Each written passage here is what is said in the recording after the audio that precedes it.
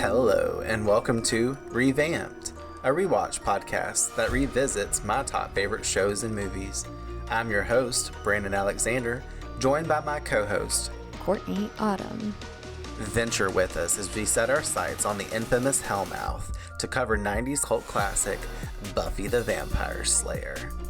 Follow along from the beginning, spoiler-free, as Courtney views the show for the first time and I revisit the series for new takes and a fresh perspective on its narrative. Each season, every episode, in order, we will follow Buffy Summers and her friends to examine their character development, the show's underlying themes, along with its major story arcs, all while engaging in conversations, sharing our own authentic thoughts and feelings to what's unfolding before us. So sharpen your stakes, load your crossbows, and join us as we explore the supernatural world of Buffy the Vampire Slayer. Let's get into the episode. Hello, everybody. Welcome back to another episode of Revamped. I'm very glad you all did not get raptured the last couple days because that's when we're recording this, was whenever the rapture was supposed to happen. So if you're listening to this, you successfully either are a heathen or it didn't occur. You know? Today we're back to cover Buffy the Vampire Slayer Season 3, Episode 11, Gingerbread. Original air date, January 12th, 1999. We're welcomed into 1999 officially. Buffy's graduating year. Episode written by Jane Espenson and Tania St. John, Tanya, who knows what her name is, but we're going to roll with it. And directed by James Whitmore Jr. We got Jamie J back, Jamie W. I like that you're giving people a name. I know, right? I like how this is episode 311, though, because I like the number 311 a lot, too. The band 311. It's like an angel number, too. And there ain't no angels in this episode. Maybe a little glimpse of one, but, you know. That's true. Either way, in this episode, when Joyce decides to tag along on one of Buffy's nightly patrols, she stumbles onto something she isn't prepared for. The bodies of 2 murdered children. Horrified, she launches a crusade to take back Sunnydale, rallying the town's parents into an old-fashioned witch hunt. While Buffy and her friends investigate, the adults grow increasingly hostile, culminating in Joyce herself leading a mob to burn Buffy, Willow, and Amy at the stake. All right, now say your thing about, I didn't expect my Slayer predictions to be so I like how you got to keep me in. I'm going to keep it in there. Yes, I did not expect my Slayer predictions to be on par, or as on par, I will say. On points. Yes, as they were, because, you know, that never happens, but I was here for the journey. Your Slayer predictions was all, the episode's called Gingerbread. Are we dealing with Hansel and Gretel? Is there a gingerbread house? Is there something a witch about hunt? Witches, something about bread, gingerbread, something about Hansel and Gretel. Love it. Enough German was thrown in for my liking, so that was good too. I know. I was so excited for you to get to this episode just in general, because last time we had German folklore, we had Der Kindestolp. And you were really excited about that just because you knew about some stuff. And I still need to know if Manuela Desatella knows about Der Kindestolp. So next time I see her, you know, that's the first thing I'm bringing up. But yes, you got your Slayer predictions completely correct for the most part, as little as they were and how loose based they were. And it's very interesting, and I'll say it again, but you know, obviously we have witches as the theme of this episode, and if we got witches, we honestly got to have a guest starring role from Elizabeth Ann Allen reprising her role as Amy Madison. So I thought it was really interesting. I'll go over the other guest stars in a second, but when we did The Wish, we had that comment where Willow said that Amy had seen Cordelia at the mall, but I was like, oh, we don't get to see Amy because they didn't have the budget for Amy. But I was like, also, they're trying to remind you a couple episodes ahead that Amy is going to come back, so that way you're not like, who the fuck's Amy? Yeah. For it did take me a second, because I was like, wait, where did she come from and why is she familiar? Stop. We've all been in 2 episodes, but only 2. But yes, when something witchy's happening, Amy's around, but not always. We also have Jordan Baker making her appearance, and only appearance, I will say, on the series, as Sheila Rosenberg, Willow's mother. It's the only time we get to see her. We hear mention of her. I always do this for you, so that way you're not being like, what episode as Willow's mom come back? Never. This is it. That's so interesting. We have Lindsay Taylor as the little girl Gretel. And we have Sean Pierfam as little boy Hansel. And I like Sean Pierre whenever I was making the thumbnails for this, I really didn't pay attention. For most that don't know, and I don't even know if you really know this, but the last time when we actually watched The Wish, it's so funny we're calling back to this so much today, and it's a couple episodes ago. But I wore my Desperate Housewives shirt to record that episode with you at your house. And Desperate Housewives is one of my favorite shows. My sister Jennifer got me turned on to it. If you've never seen it, totally watch it at some point in life. Like, it's a really good series to get through. But Sean Pierre plays 𝑏𝑰𝑵𝐴camp's son, Andrew 𝑣𝑰𝐴camp, on the show pretty much throughout the series. Oh, wow. And this is him as a little kid. So whenever I was making the thumbnail, I was like, why does little boy look so familiar? I was like, I think that's Andrew from Desperate Housewives. And I Googled it and I was correct. I was like, oh, sweet. So that's his little, parenthesis like note working that I can put in here. Like, I usually be like, oh, you've seen Eliza Dushku and Bring It On and Wrong Turn, blah blah blah. That's all I got for Sean. But at least Sean's not just a random guest extra. This is probably around the means of the time that he got his like first acting gigs in general. Yeah.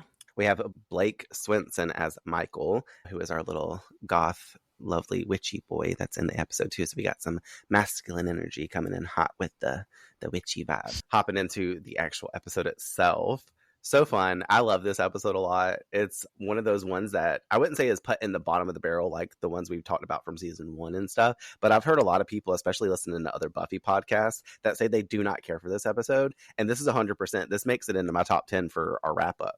Like, to kind of spoil, I won't say where in the lineup, but this is a favorite for season 3 for me. I've always loved this episode. I don't know if it's because of the folklore tie-ins, because of the like whole hysteria thing that's happening, everything that's going on, the fact that we get, I would say like almost our kind of second to third-ish mini Joyce-centric episode this season so far. It's like, now that Joyce is a part of the show, the dynamic has changed so much, and she's always getting roped into this bullshit. Yeah. But now this time, like, it's in a really scary way. What did you think of everything going on in it? Well, it's funny that you said that about Joyce, because in watching this episode, I realized that a lot of the episodes that are Joyce-centric seem like they come with this, like, wave of chaos always, Like, Ted was kind of Joyce-centric, and that was chaotic as fuck. This is giving the same energy, and it's almost like this very extreme energy is, like, attached to Joyce. Like, nothing can be normal like around her, even when she's trying to like create normalcy for herself, you know what I mean? But I loved this episode. I really did. And it was so fun and funny, even though like you're supposed to be taking it seriously, but you just can't, because it's so extreme.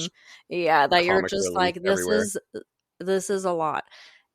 Having said that, though, I found it super ironic that it's so reflective of like what's going on in America today. Yeah. And I was like, the whole time I was watching, I was like, this is giving like Project 2025 vibes, like Trump Nation vibes. Like, I don't want to say too much. I don't want to get us canceled, but in essence, it was interesting to watch, because I started with this viewpoint of like, holy shit, this is crazy and extreme. But then at the same time, I was like, this is literally today's life in today's day of reality. So it was just, I don't know. I've learned to just kind of like laugh at the extremism that goes on in the world, which I found like mirrored back in this episode, because I was just laughing at like how extreme Joyce was being and how like extreme the movement that she was like creating was just in totality. And then from the start, with her just insert to like Buffy's routine for like going out at night and doing her stuff as a slayer, it was just like the way the episode started, I don't think you could like turn away from it, like I feel like if you've never watched Buffy before and you happen to just like catch it on TV at this time, and this was the episode that you like landed on, I feel like you instantly had to watch the whole episode through just to be like, because from jump you're like, what the fuck is she doing and what is happening, and oh my god. So, just to point out something from that comment, my friend Jenna Marcy, she had to watch this episode with her boyfriend because he's like taking college courses and stuff, and they did a whole, I don't know what the class is, I don't know if it's a psychology class or like what kind of like class he had to take it for, but they had they were given episodes of TV shows that they had to like Mm. dissect metaphor and be analytical about and all this other stuff. And her boyfriend got Buffy the Vampire Slayer Gingerbread, and she all texts me. She's like, "Guess what? We have to watch a Buffy episode tonight." She's like, "I ain't never seen this show before, but I'm here for this fucking episode." And then she all texts me at the end. She's like, "I love that demon talking about protect them, kill the bad girls." Like I saw her the next day at work, and she was like, "Protect them, kill the bad girls." Like it was so funny. If you knew Jenna, you knew her. I was like telling her back in the day, I was like, "You gotta come on for this episode and like guest host with us." So here she is. No, she's not here. Either way, I thought it was funny that she watched this episode and he had to do it for like that reasoning. So it is one of those things that totally means that, like what you just said, if you have to come to the episode and watch this, you would love Buffy and you'd be like, damn, I want to watch the rest of this show. You mentioning also the dynamic of Joyce coming to Buffy to like watch her slay and stuff like that. Like I said, you know, Joyce is now a fully immersed in Buffy's world and she gets to see it firsthand. And all of the events of this episode starts to unravel from the time that we see the kids with her, and then when the energy of the demon starts to basically overtake them and consume not only just her but the town members and whatnot, with the fear, the supercharged hysteria. I think it's a really cool way to kind of tell the story and the problem that's going to be taking place with our Scoobies on the Hellmouth, because this is Hellmouth activity that's basically causing this to happen as well. Duh. Also, the kind of tiebacks that we get that this has been going on for a really long time, but also how similar, like you said, connecting it to today's world, how this has been a theme that's gone on for like basically ever, because widespread panic is a huge thing. We had the satanic panic that was going on in the 90s, which is this something that they used really hardcore within their, I don't know, forming of the writers in the writing room, basically used that as like a fuel for this. For sure. Also, stuff like we mentioned in the episode, like Salem witch trials and all the other stuff that was going on. Just the criteria for the fear of youth culture as well. Like the witch hunt obviously isn't just about magic. It's a metaphor on how adults often fear what is new, different, and not easily understood in their kids, in the youth today. How often have we heard, you know, I don't get kids today, from, you know, the boomers and the other generation. No offense to them people. Like they, I mean, now that I'm in my 30s, I say it, you know, about like kids. Yeah. I don't get it, but it's whatever. My mom had to be terrified of me because, like, not only was I talking about I was into witchcraft, like I was also like into goth fashion back then. Obviously, queerness, like independence in general, often scares people when it comes to youth culture. 100%. And I get the sidelines of people, like, not to go off on a big tangent, but like, you know, a lot of Gen Z and the people coming up nowadays that are able to work, they don't want to work. No, you know, like there's just we get that all the time in our job. No, they all want to be an influencer. 100%, which is okay. You know, do your thing if you got the time to do it and you can get off on it, like whatever. But expectations, reality, sometimes, you know, don't be expectant of that, or, you know, seem like you are in a position to how do I want to say that, like be like use your privilege to like say I deserve this. Like nobody deserves it. You have to earn it. Yeah, no, I get what you're saying. Like there's a level of entitlement behind it. Like they feel entitled to it, you know. And absolutely, no. We ran here so you could walk, you know. I know, right?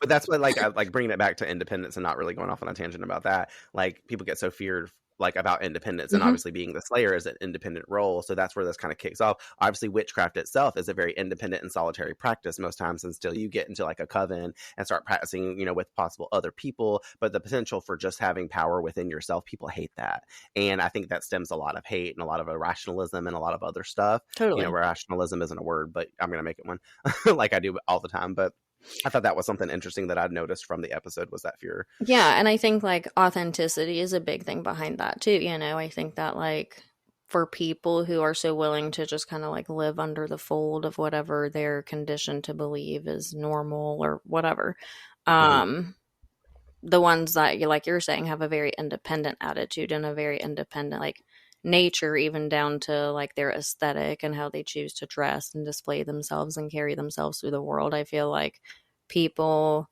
envy that. Like it's more of like an authentic independence, you know, because you're not scared to be something that's not like everything and everyone else. And I think that's like, there's a lot of fear based around that, and I don't understand why, you know. Like when I was younger and I was kind of trying to figure out like where do I go, like what direction do I go, I always looked up to the people that were different, that kind of had a I don't give a fuck attitude, you know. I aspired to be those people, because obviously, and we turned out to be exactly. So and people hate me for it too, you know. And it's like I get it, I understand kind of, but it's like people forget they have a choice, and I guess that's why I'm like it's just like in this episode, you know, like Joyce has a lot of different options here for how to do this and how to respond to the things that she's like kind of put herself into in a way, you know, because she's the one who chose to leave her house and go out and follow Buffy into the darkness of her Slayer duties.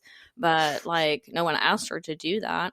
So it's like you have to know that there's an element of you not acknowledging every single thing that your child has said to you because she has told you. Like, this is not easy. This is not like a walk in the park. This is not for the faint of heart, you know? Like, I'm dealing with, like, murder and death and all these things that are, like, very, very gruesome and not really that you want to be, like, living in your day-to-day reality as. And Joyce just goes and stumbles on in there, and then with her PTSD, starts a whole movement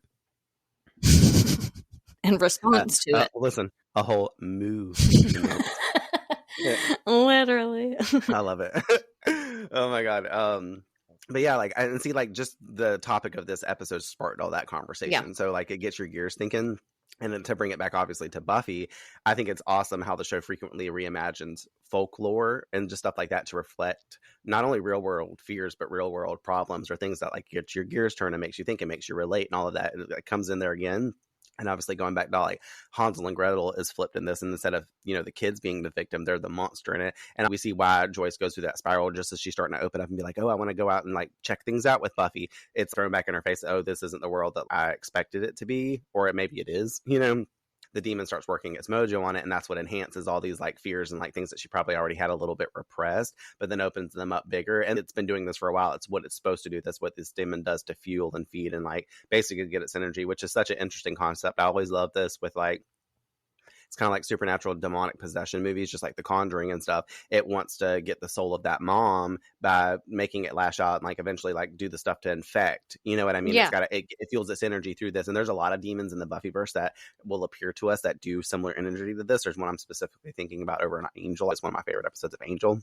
I know we talked about Amy coming back and stuff like that. So it's nice to see her back and what she's dealing with. And, you know, like I said, every time Magic's on the board, like I guess what I really want to say is I'm kind of feeling bad for Amy because every time we have like witchcraft as a center theme of the show and she does happen to be around, she's always getting the backlash of it. And specifically in this episode, I'm like, she's dealing with the most because of what we get at the very end, which obviously we can like dive into a little bit more when we get there and stuff. But I'm like, damn, the position of you, like, it ain't Buffy this time around, it's her ass. And I guess really the last thing that I personally wanted to mention that I like about it, the little bit of the dive into Willow's world, because we've heard commentary, you know, like Willow being Jewish, what she represents herself as, what she gets in her home life. And she basically said that her parents aren't really around a whole lot. You know, she's had the comments like her dad, Ira, being like, my dad, when he comes in and sees the crosses nailed to my wall, he's gonna be like, the fuck is this? Like, but we never see an active parent. It's always Willow at home by herself. And we finally get to see the appearance of Sheila in this episode. And I think it's interesting because it's all very like exposition, detached parenting. And it's a great conversation starter, I feel like, for maybe later on Willow's lack of parental connections that help shape her arc because she's such a solitary person. That's why I think it's interesting that she falls into witchcraft. When we were talking about solitary practitioners, how ironic it is, you know, that this is the only time we see her mom as well. We don't see her across the rest of the series. And the themes that kind of come up, like I said, we can speak about it when we get to that scene, but like how her mom treats her. And, you know, like I have a lot to say on that, but like, it's just interesting to like see. And I thought it was a fun little way to throw that into this episode and get it out there. And then it's kind of like a one and done. Bye, Sheila. I guess they just needed to give us a face to remember her by, so that way, like, anytime Willow in the future talks about her mom, at least we know who the fuck she's talking about. I know. I will tell you that we don't ever get to see her dad, but I think it's funny that like Sheila, the actress that they got to portray her, like that she's got that auburny colored hair and stuff. She really does look like she would be Willow's mom. And obviously she's like a psych major. She works at the college institute, as she says, and like the type of stuff that she and she seems, even though she's ignorant, she seems smart. You know what I mean? Yeah. So it's like she's very well spoken, like Willow is in that manner, where she seems well educated. So we can see where Willow is coming from, quite literally, but we also see why she wants to disconnect from that, and why honestly Buffy kind of fuels this new world for her and makes her want to be immersed in that because of, like we were talking about at the beginning, the independent nature of things, the independence of like how could you having not? something to provide, because she's not getting that in her household. Like, that, and it's like I have to remind myself constantly that these parents are not exposed to what we are exposed to as viewers and as the teenagers or as their kids. So it's like they don't know what their We know. own town really consists of. So it's like, if I was Willow, fuck yeah, I'd be damn dabbling with black magic or witchcraft or whatever the fuck you want to call it. I'd be doing anything to see if I exude any power that I can use in this weird dimension that only we know about because we've been exposed to it because of our friend being Buffy, aka Bunny. Bruh, see, this is why I'm low-key sad that me and you don't watch every episode like online and then get together and do the rewatch because of shit like this. Because when I was watching, I was like, damn, I wish I could see Courtney's face right now. I had forgotten about it. I knew it's a thing, but that's why I was also confused when we were doing Dead Man's Party. I was like, I said in the comment, like, I used to think the guy when he was like, is there a buddy here? Like, he thought Giles was saying buddy on the phone. Like, I need to speak with Buffy. Mhm. I thought he was saying bunny, like, for all my childhood, but it's because of this moment that I was thinking bunny. But You're like, oh, shit. I'm gonna make a crack when we get there, and I'm gonna hype up on it some more. But what do you say we go ahead and like walk through the episode scene by scene, so that way we can like really get into it? Let's. All right, we open with Buffy in the Sunnydale Park on patrol as she retrieves the stake after hearing some bushes rustle. It's not Angel this time like it was in episode 4. Right now it's nothing because she's just spooked by her mother as Joyce pops up with a thermos and dinner in a bag, asking her joyfully, "Is it a vampire?" Love it because obviously, as always, got to give their credit on Prophecy Girls. The Summers women and the dinner in a bag. Like, Buffy brought Angel the dinner in the Ziploc. Like, now Joyce is bringing dinner in a bag, snacks. She's like, I brought snacks. Like, that just is not what we do here. Also, let me get my quesadilla you brought me. They don't believe in real lunch boxes, apparently. What would you bring to patrol in a little lunch bag? If I was a Slayer and you were coming to meet me out, like, mate, I know you'd bring the joint because obviously Joyce probably 1,000%. You need to get appetite first. You're not going to have it without the joint. But if I'm going to be slaying, I mean, obviously she's been hanging out with Faith. She heard Faith talking in Buffy's room when they were making out, and she's like hungry and horny. What do you think Buffy eats as a snack on patrol? Yogurt? Maybe she sees her get home and eat the yogurt, so maybe she's bringing her some yogurt. But it's warm outside because it's Sunnydale. So like, I don't know. It's too bad we're not talking about Willow because then we could easily say ice cream and raisins. Oh, she brought Buffy a box of orange juice and some Oreos. She brought her apple juice, a bar of chocolate from Band Candy and one of Ted's cookies.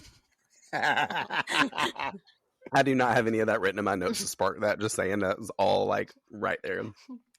Either way, claiming she's there to a confused Buffy because she thinks it's about time she comes out and watches, the slaying, which is kind of an alone thing Buffy tries to claim, but Joyce wants to share the experience, the rustling again returning to the trees as a vampire lunges out at the two, and Buffy takes him on. The whole time Joyce over here shouts, she's like, oh, good, honey. Oh, he's over here now. Oh my God, she was killing me. She was so funny, and she's like kind of excited, but the one that really gets me is when the vamp turns to her because he looks at her like, bitch, like, who are you over here? Like, what is happening? Like, are you her I'm about to come for coach? you. But Joyce is shocked. She's like, oh my God, it's Mr. Sanderson from the bank. Then she was like, he's getting away. She's like trying to be helpful, trying to be on point, but also she's so taken aback. And like, it kind of starts here. This is the first realization before she even gets to the kids and before it lashes off that like the people that she knows in everyday life can be susceptible to becoming a vampire. Yeah. And also the fact that she recognized him is because he's in his business suit. He just got turned earlier today. Like, she's like, I didn't see him at the bank today. Like she's used to it because she goes into the bank and Mr. Sanderson's like, hello, Miss Summers. Did you want to deposit something big or something small today? He runs off after some more hits with Buffy, and she tells Joyce to stay there as she runs off to go get the two caper sleigh, which she does because we get that off screen, but we do see it off screen. It's just on her side of things, which is pretty cool because we see she's still tuffling over there with him. But over with Joyce, she moves through the park to a playground, setting the items down and kind of taking notice to that little truck on the ground, and then eventually noticing the two children's dead bodies lying on the merry-go-round. This deeply bothering her as we pan to the dead girl's hand with a symbol drawn onto it. We fade to black and cue the Buffy theme. Okay, so just right here for you, like, what did you, like, just initial thoughts, like, of Joyce finding these two dead kids, the hand symbol and stuff like that? What were your gears doing in your mind when you're watching this? I already knew where this was going to go because I know that Joyce can't handle anything like a normal person. And I know if she isn't going to do it quietly. So I already knew within like 2 seconds that the whole town was going to know about this. Because if nothing else, she was going to tell her whole entire book club. And then there you go. So I was like, it's going to be over for everybody. But yeah, I don't know. I just knew that it wasn't going to go well after this because Joyce's PTSD was triggered and you could tell. And it was just all too much for one day on the first night out. And yeah, also, why didn't Buffy just respond to Joyce when she said, I'm here to watch? I would be like, I already have a watcher. Like, you need to go the fuck home. I have a watcher and he's not even out here. So pretty sure that means you need to go home. Well, when he is out there, he's usually critiquing her, like helping or watching. Like, obviously, we saw him with Buffy and Faith. He's not out there like, he's getting away. No, not at all. But at the same time, like, even when Giles is out there, especially when he's by himself, he's getting arrows shot into his back or not able to take care of himself. But, like, he does go on patrol now that I look at it, like, watch Buffy. He does fall unconscious and stuff. More than he should. Of course, in this episode again, which we'll talk about when we get there. But yeah, I think it's a cool element that Joyce pops out. It's very nice and well-hearted that she's trying to come out and get immersed in Buffy's world, but it's really not the time or place, nor should she really be doing it because this does put both her and Buffy kind of at risk as distraction. You know what I mean? But also, like, Joyce, I mean, other than for the theme of this episode, why are you coming out here to watch her kill a vampire? You thought it was time to come out and see the slaying? You watched her kill a vampire with Spike on your front porch the very first time you saw a vampire get tested. You've seen and done this. We don't need this. You know what I mean? Like, you brought this on yourself. But we had to get it set up for the show. Did you think that the kids themselves were, like, actually, like, just kids that had been murdered? Oh, yeah, like, 100%. Like, damn, this is kind of dark, you know? Yeah, of course. I had, like, 1,000 questions right away because I was like, well... First off, did anyone report any children missing? What's going on? Secondly, did they just freshly get murdered? Like, what happened? You know, Which I love that theme later when we get to it. Whenever they're like, "Who are these kids? Like, why are we not seeing anything about the newspaper?" But people, like, we would be thinking this shit. We'd be like, "Wait, who are they?" I always think like this, and then people want to call me like a conspiracy theorist because I think about things, like, not just accept what's being told or given to me. I'm like, well, no, because that doesn't really make sense, does it? I don't know. Like, my mom might have taken Tylenol while she was pregnant giving me autism, but here we are. I tell this I don't know about this whole Tylenol thing, but I've seen it all over the internet. And there's this Crunchy Cat Luna that I love. If you guys know who Crunchy Cat Luna, it's a cat that, like, eats treats really funny and always spits, like, whenever it's eating. Like, that's my cat cute. Does that, yeah. I love Crunchy Cat, and its little nose crumples up. Go look up Crunchy Cat Luna videos, you guys. It's awesome. We love a good cat video. I'm a cat person. It's because we're queer. Queer people love cats. Yes, and witches. But we're not witches because Joyce will be coming for us. We'll have the moo signs everywhere. I'm not really a witch. It's all been lies. Just for this episode. We'll be getting burned at the stake pad tomorrow. Either way, I saw this this clip of the cat eating its treats and stuff, and the caption says something about, like, me eating a handful of Tylenol so that way I can, like, have autism or something like that, or, like, claim disability. Eating it while I'm pregnant so that way I can give birth to my kid that's going to be, like, superior minded or something like that is basically what it said or something. And it was just like the cat eating multiple treats back to back to back, and I was like, I'm fucking dead. The meme I shared was the best when the person was like, I only took Tylenol PM, so I only have autism at night. Oh my god. I have autism, and I'm the mother of an autistic child, and my dad has autism, and my half sister has autism. So first off, I can tell you it's genetic, but also mainly my point is that I'm allowed to make these jokes, and because Brandon is my best friend, he's allowed also. Yeah, so don't come up for us, I guess, for the autism. Don't come for our neck, okay? Listen, tism. Either way. Going back into the episode, we come back into cops and coroners working the scene. Joyce sitting on the sidelines watching this occur, and Buffy having talked with the cops and them giving them the okay to leave. Joyce expressing her sadness over the little kids, and Buffy exclaiming it's going to be okay because she will find whatever did it. Love the supercharged Buffy energy. She's like, oh fuck. And Joyce is claiming that won't make it right, crying to her daughter as they hug, and she asks Joyce to try and calm down. Love this because we get cutscene transition magic to the library the next day as Buffy yells at Giles, don't tell me to calm down. Love when the show does it. Going off obviously on a tangent about how this is shaking her mother, and she's channeling Joyce's upset vibes to be flowing. They discuss the symbol, you know, the one that Buffy has to try to draw out on Giles' 12th century pages.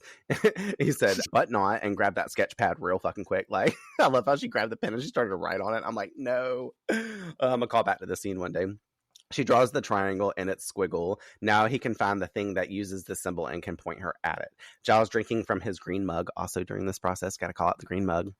claims this symbol suggests a ritual murder from an occult, aka someone with a soul did this. The two exchanging how this is personal because of her mother, and he needs to find the people who did this. So this has already given us that taste of like Joyce is fucking freaking the fuck out. She hasn't stopped talking about this. It's obviously shooking Buffy too, because she's like, oh fuck. Now I'm not only dealing with like the potential of like what's going on in the world, I'm dealing with my mother having to deal with it firsthand as well.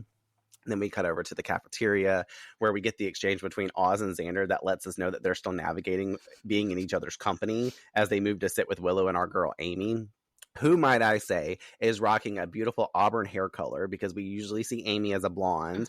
And I love this. She had a bob before when we saw her last time, but she now has like this bombshell blowout going on with her bob. Like they actually took the 2 seconds to give her. She's got this dark lip on, you know, she's like really getting into her style. I was like, I love this so much for you. It's a fashion in for me, Amy. And like Xander even says, hey, Amy, I like your new hair.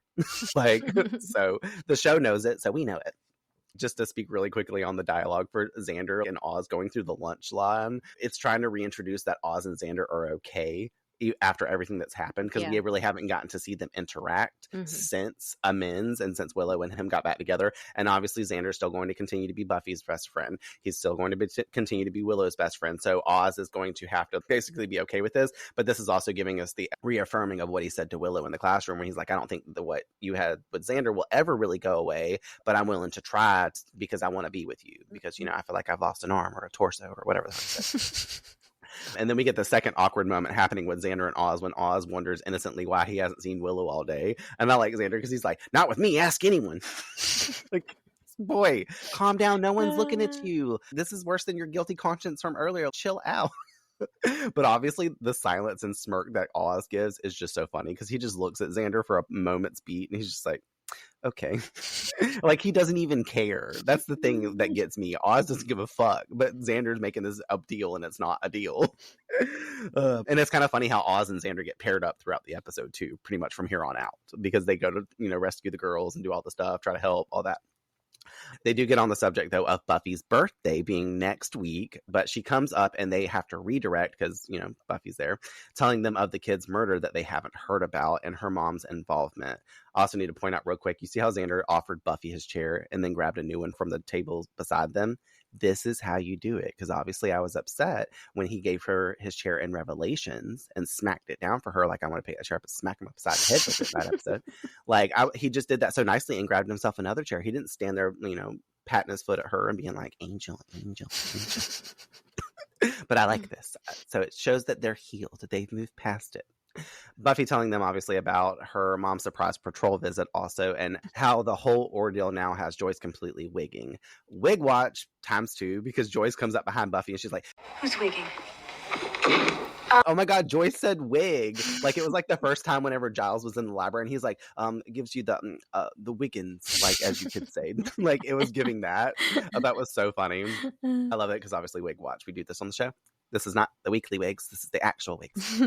And everyone obviously is wigging because of what happened. Buffy claims to Joyce as a lie, because she's like, can't talk about this. We don't need to freak out Joyce anymore. And she states that she's been up with bad dreams and such all night, and asking Buffy if she's talked to Mr. Giles. I'm about to say Monster Giles. Mr. Giles for answers. Buffy informing her on the cult, and Joyce asking like witches, causing obviously Willow to choke up on her drink, because we know that Willow knows that she's a witch. And Joyce also clocks Willow doing this, and she's like, oh no, Buffy told me you kids dabble. Right, absolutely. That's me. I'm a dabbler. Joyce knowing that they think this stuff's cool, but how this isn't a cool scenario, and these people who did this are monsters. Getting worked up as Buffy pulls her away for them to leave. Xander voicing how her mom just got into the Slayer acceptance role, and now she's going to be doubling down on the freaked out. Willow noticing how she's glad her mom doesn't get involved with her life and how she's thankful for that, which is a nice little thing because we don't know that Sheila Rosenberg is going to pop up yet, and she's like saying like, I'm glad my mom's not a part of my life. So technically we get the sidelines of Willow being like, I'm glad my parents aren't around, you know, like she actually likes this freedom and independence that she gets. She doesn't seem to be too bothered, even though her parents aren't really a big influence on her. Like they might have been when she was younger or something, but these days they don't seem to know much about what's going on with Willow. Yeah. Out in the halls, Buffy says this isn't the best place to speak on all of this to Joyce, even though Joyce didn't hug her or embarrass her. I have to point that out because I really didn't notice that. But Joyce is like, I didn't hug you. I was like, what? Oh, Joyce tells her, though, that she wants to help and how she called everyone that she knows and told them about the children and has got them riled up as well. Having also set up a vigil at City Hall for that night, the mayor is even going to be there. The mayor. Buffy tells her they like to keep the number of people working on this issue small most times, and Joyce voicing, oh, right. Well, she's sure that many people won't turn out anyways. She's like, nobody will come. It'll be fine. It'll be a small gathering. Cutscene transition magic over to the vigil where an absolute shit ton of people have gathered. We see all the signs and pickets of never again with the kids' images on it. People with their candles as Willow and Buffy move through the crowd. Her voicing, This is great. Maybe we could all go patrolling together later. I thought that was funny. It's just like, let's all go like my mom did last night. It's like, come on, everybody. It's a group out. Willow says at least her mom's making an effort. And we see Joyce obviously coordinating around this event too, moving around with her little like clipboard and shit. Willow going on to say how her mother is probably standing right in front of her this very second. And Sheila Rosenberg comes walking up to say hi to Willow and Bunny. Willow's face after she gets Buffy's name wrong is amazing because she looks over to Buffy and then Buffy just says hi back. Like Buffy doesn't go, it's Buffy. She goes, oh, hey, yeah, that's me. She just accepts it. She's like, okay, cool. But also it's giving us more the lack of knowledge of what Willow's parents know about her and her friends. Willow's obviously talked about her, but they don't listen to Willow. Yeah. So she thinks that her best friend that she's been friends with 2 years now is named Bunny Summers. Come on, Bunny. But also fucking B. Like, I hope you busted out laughing when she said, hi, Bunny. At first I was like, are they just cool like that? And that's what she calls her, like, as a pet name. But then when she did it the second time later in the episode, I was like, no, this bitch is just dumb. Well, we know that Willow likes rabbits. So maybe that's why she calls her Bunny, because Willow's like, my boyfriend doesn't like rabbits. So that's even. Willow wonders what she's doing there, and she voices that she read about it in the paper, and since her dad's out of town, stopping mid-sentence also to notice the fact that Willow cut off her hair, you know, the sudden whim that she had last August. This is the part that also kills me, because Buffy's birthday is January 19th. We just had Christmas. It's the week before Buffy's birthday, too, so we know actually, it's Buffy's the week before Buffy's birthday, so it's been a couple weeks since amends happened. So that means this bitch hasn't seen her daughter in 4 months. Oh my god. And that's pretty fucking sad, because at the start of the new year, like, also Willow cut some of her hair off last season, but she didn't do a full-on bob at the beginning of the season that we saw in Anne. And it adds to the later issues about her mother just not seeing her fucking daughter. Like, how do you not, like, and then she, like, I mean, she says she likes it, and I do like that, but she's very taken aback, like, you cut off all your hair. Mm-hmm. And then the way Willow just delivers her line, I'm just like, this is really sad. Like, I don't care for it, but also strangely reminiscent of how my parents weren't like really active in my life in certain ways too. Yeah. I mean, they were the ones that told me I couldn't do anything with my hair and stuff like that, so I wasn't able to change. But I feel like a lot of my stuff went unnoticed, and that's why I acted out half the time. Mm-hmm. So well, now that's we get a lot Willow. Of us, I think. Yeah, thankfully Willow's pretty controlled and in herself, so like she's a good girl for the most part. She's always doing her schoolwork, makes good grades, so they really don't have anything to have a problem with Willow, which also adds to later on as well. True. Either way, Joyce comes up saying hi to Sheila, and obviously these two have met each other. Just as Giles comes up, the two having more awkward exchanges upon seeing one another since band candy, aka since not for a while, because they're like trying to stumble through it, and he's like, it's been and they're like, not for a while. Him commenting on the turnout of the event, and Sheila voicing to him a rumor is going around, and I love this because he's like, a rumor about us? No, not about you and Joyce, Giles. Calm down. But also, what the fuck like happened that night? I know. They act so defensive about like, just because you guys were making out and hanging out and getting drunk and getting high and smoking cigarettes, like the Camel Crushes were flowing that night, and y'all fucking tripping out over some Joyce shit. Like, probably had them like laced with ecstasy, so more happened than we know. I hope so, because they really allude to it half the time. Like, just in general, obviously, just like going off the premise of them kissing and making out and doing all the other things that I've talked about, it's put enough of a stir in them for them to be like, any future interaction, we feel unsettled around each other because we had this like night of intimacy. So basically, she was feeding him fucking ecstasy pills. But that's what was in the chocolate. I literally think so. Joyce did that whole night herself. She's the one who drugged the chocolate. It's quaint. Either way, the rumor is actually about witches have been the ones doing this heinous crime. Willow getting antsy at the mention of this strangeness, once again doing her awkward shit, which Sheila actually knows a bit about, but we don't get to hear that because they are interrupted by the mayor taking the stand to start the meeting, speaking on the tragic crimes and the care that Sunnydale residents, I about said residents, because of Willow. and the care that the Sunnydale residents are showing and how they are a good community and will not rest until this is solved, aka never again. Asking everyone to please give the attention to the woman that brought them all here tonight so she can come up and speak at the podium, aka Joyce Summers. And I like this moment right here, because we'll get to talk about it in a little bit in a second, but the mayor, obviously, you know, he wants to do good for the town. He wants to keep up appearances. And he's like I wouldn't say a 50-50. We know he's evil at this point. You know what I mean? He's got something bad going on. We've been alluded to that since last season. But the fact that he knows that Joyce Summers is running this event, like, he doesn't know about this demonic stuff. I don't think that's going on. Like, I don't think he knows that these little kids are something that's happened in the past and all this other stuff because it's new to Sunnydale. It was in other areas that it happened in, you know, every 50 years. But the fact that he calls Joyce Summers, he knows who Buffy Summers is. He knows this is Buffy's mother. He knows Buffy is the Slayer at this point as well. Mm-hmm. They just don't know about the mayor. So I'm like, did he let this fuel because he saw something, like he could feel some energy flowing that wasn't, you know, the more the negative vibes. And he was like, let's down this bitch because I know she's got positive vibes. So let's like let the negative ones flow. So I was just curious on the sidelines. We never get to see it or talk about it or anything like that. But for us, for, you know, reflecting on that, I'm curious if he paid attention to the fact that like the spokesperson for this whole event is the Slayer's mother. You know, it's an interesting element. But maybe that does bring up a good point in his potentially like own twisted motive, because it's like maybe he knew that was ultimately going to be pitting them against each other, because obviously Buffy, again, like the show loves to remind us, doesn't have a choice here. You know, she was given this responsibility and this duty. This is her duty. So it's not like she woke up one day and like went to casting to be the Slayer. She's just the Slayer. Whereas like the mayor is the mayor by choice. And Joyce gets to have all these options, like I was saying earlier, and how to respond. And she does something ultimately not considering at all what position she's going to put Buffy in, as usual, you know? So it's kind of like he knows, I think, that this is going to pit them against each other. And just like Snyder, there's got to be this like desire to have a little bit of chaos, especially around Buffy, to make her uncomfortable for some reason, you know? And see, that's why I put it before us too. So I was like, well, maybe he let this fuel and happen because maybe on the sidelines he did like get a little idea of a whiff of what was going on. And based on the turnout of this, like, where was the mayor at the end? Whenever inside his damn office, like his office is down the hall. This is City Hall.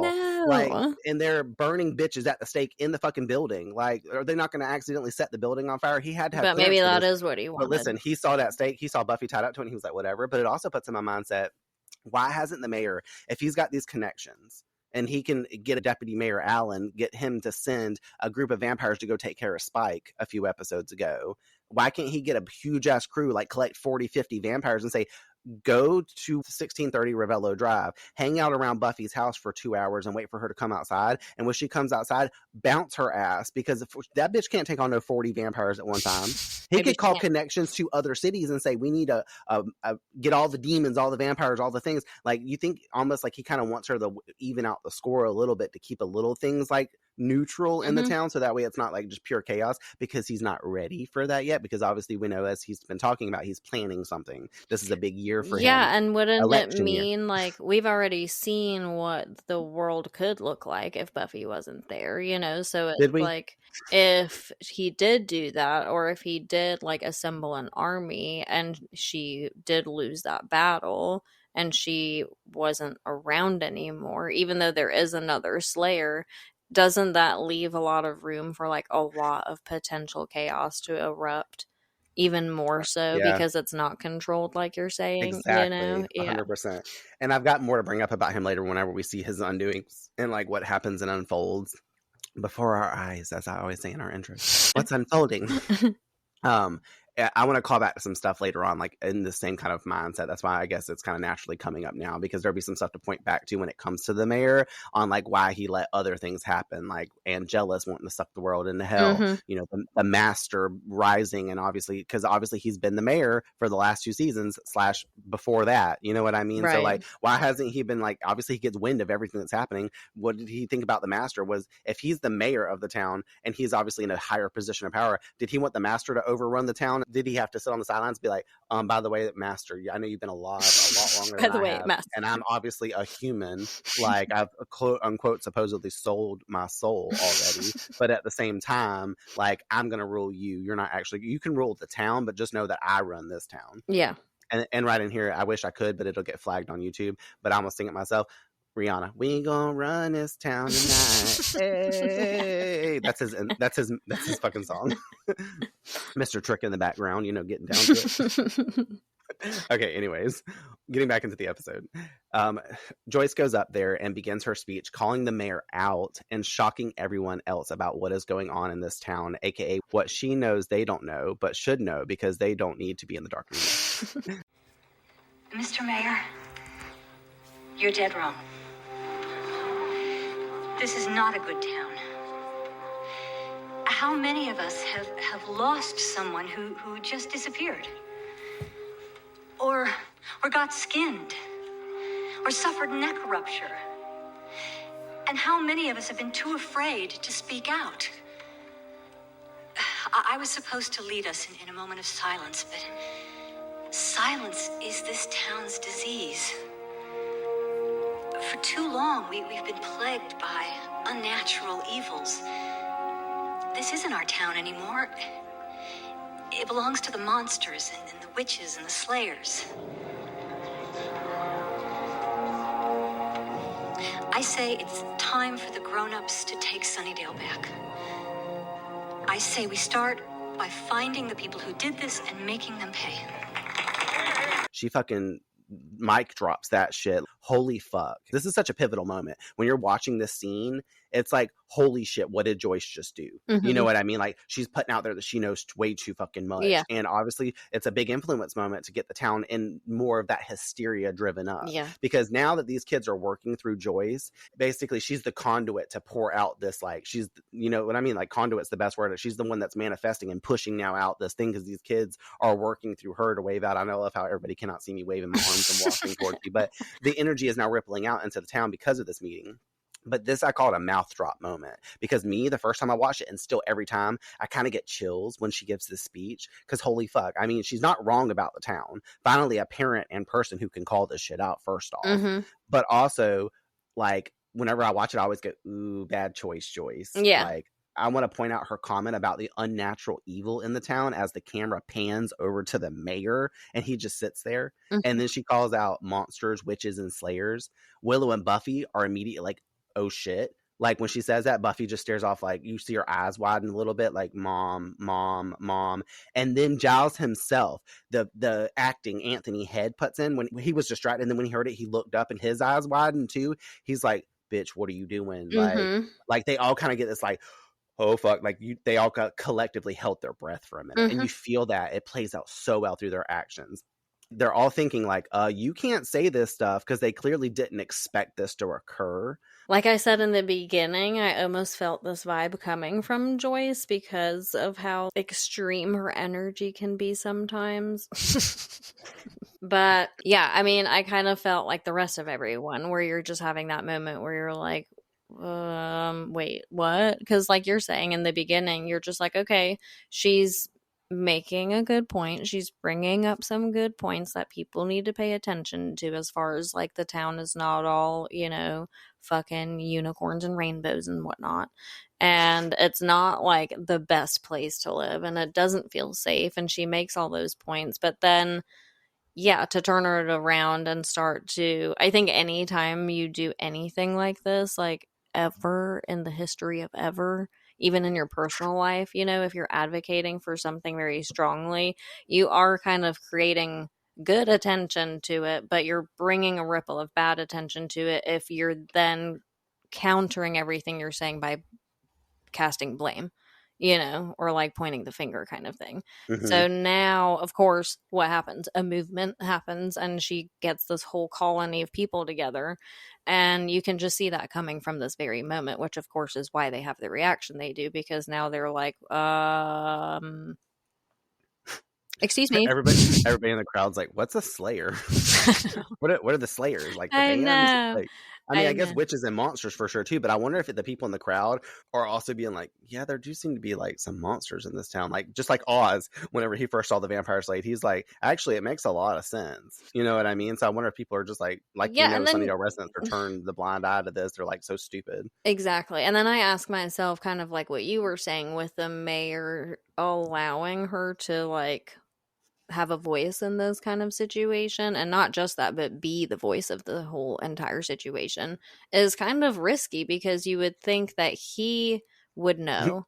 Push that bitch off the stage. That Joyce does know a lot because of the fact that her daughter's the Slayer. So why would you roll such a dice to let such a person speak to the public and run the risk of her releasing all this information for the ones that are blind to it, you know? Mm-hmm. So it is an interesting point. Now I'm really questioning, why the fuck did he do that? Yeah, I know. Yeah, I mean, you bring up a good point. We've been talking about the mayor a lot this episode, which I didn't expect him to come up quite as much as he did or has. But yeah, I mean, it's just wild if you really think about it. Like, what was his motive there? Because he had to have known there was a 50-50 risk for Joyce going up there and saying, hey, for those of you who don't know, now you do. Yeah. And you would think he would not want to be touching base on those like conversation topics as far as like the Slayers and the demons and the whatever, you know? Yeah. But I love it too, because it's like this unspoken truth has just been unsettled. Like, that's why I think I find, as much as a negative can be brought from this like scene, I also like the power that's kind of brought for it, because like I said, the people in Sunnydale always turn the blind eye. They don't act like they see this shit, and like they know this town is fucked up, and like this is just at the minuscule amount. It's like the Wish version, because we know it can get worse. But the fact that somebody finally speaks up, I love it, because it's usually, like you said, like an activist or somebody like trying to do a whole movement, like the whole movement thing in general. I gotta say that every time. That's what we're gonna coin it as, the movement. Like, it's a voice standing out, and a voice finally speaking the harsh truths that people need to hear, the harsh realities and stuff. Yeah, it was a cool scene. I always like mouth drop myself for it. I love this scene from this episode, and it just like puts a lot at stake, and it puts a lot out there. I love so much the reactions of our Scoobies or gang sitting in this room and being like, holy fuck, what the hell is happening? Like, it's just like insane. But it also sets it up to let us know that things from this point on are basically about to get fucking worse. Yeah. Later that night, we clip to a circle of witches in black robes around lit candles working a ritual, exposing them as Michael, Amy, and Willow herself, and also the symbol drawn from the child's hand drawn on their altar cloth before them. Did this shit have you psyched out and thinking that they were involved? A little bit, yeah. But of course, I can't see that truly, but of course it creates that illusion for sure. It never did for me, because obviously I know Willow is a good person, and obviously we found out what the spell's for later, and like what they're working with. Like, obviously this evil has some kind of fucking smarts to know what's going on in this town, and apparently it knows everything that everybody else doesn't need to know or wants to know. But the fact that it knew to use, you know, the witches and the Slayers and all the things that's going on in this energy to provoke this whole like occurrence is very interesting. But the fact that it used this symbol, that it knew that Willow and them was working because this would be like the people that it needed to attack, almost seems kind of like planned and orchestrated in a weird way too. I don't think it has to do with like the mayor in that way, but like, how did this demon get this information to put this element out there, especially since the stuff they're working is for an opposition?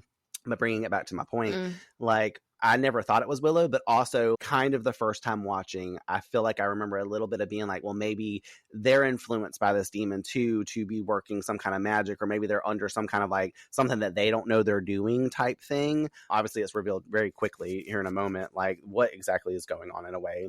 But it's interesting how it puts that element to people that don't really think outside of that box, to be like, oh shit, like it's them doing it, like they really are involved or something like that. It's setting it up as a red herring kind of thing too, and we know we love our red hairs over here. So I was just curious if you were like, ah, fuck, damn, why are they doing this? You know? I mean, it's like you're saying, you know, it's not in Willow's nature, and there's probably way more of an explanation to like she's possessed. Why, but I didn't think that she wasn't correlated, but I knew she wasn't responsible for something like that, I guess. Yeah, I fall on the same page. Yeah. The next day at school, we officially learned the boy Michael's name at school, because we've just seen him. But he's Michael. We talked about him earlier. as some douche cis males come up to him and Amy and try to pick on him. And boy, is this reminiscent of my fucking life. Like, because obviously I looked a lot like this boy in school. I looked like a My Chemical Romance fucking band member back when I was in 10th, 11th, and 12th grade. Like my prom, Jennifer just sent me some pictures. I gotta show them to you at some point. But like I wore like red eyeshadow and fucking black eyeliner and shit. Like, you know, very hardcore My Chemical Romance. Like, to this day, junkie, but at the same time not like as extreme as I used to be. But I loved to stand out back in the day, and it was just a part of me being creative.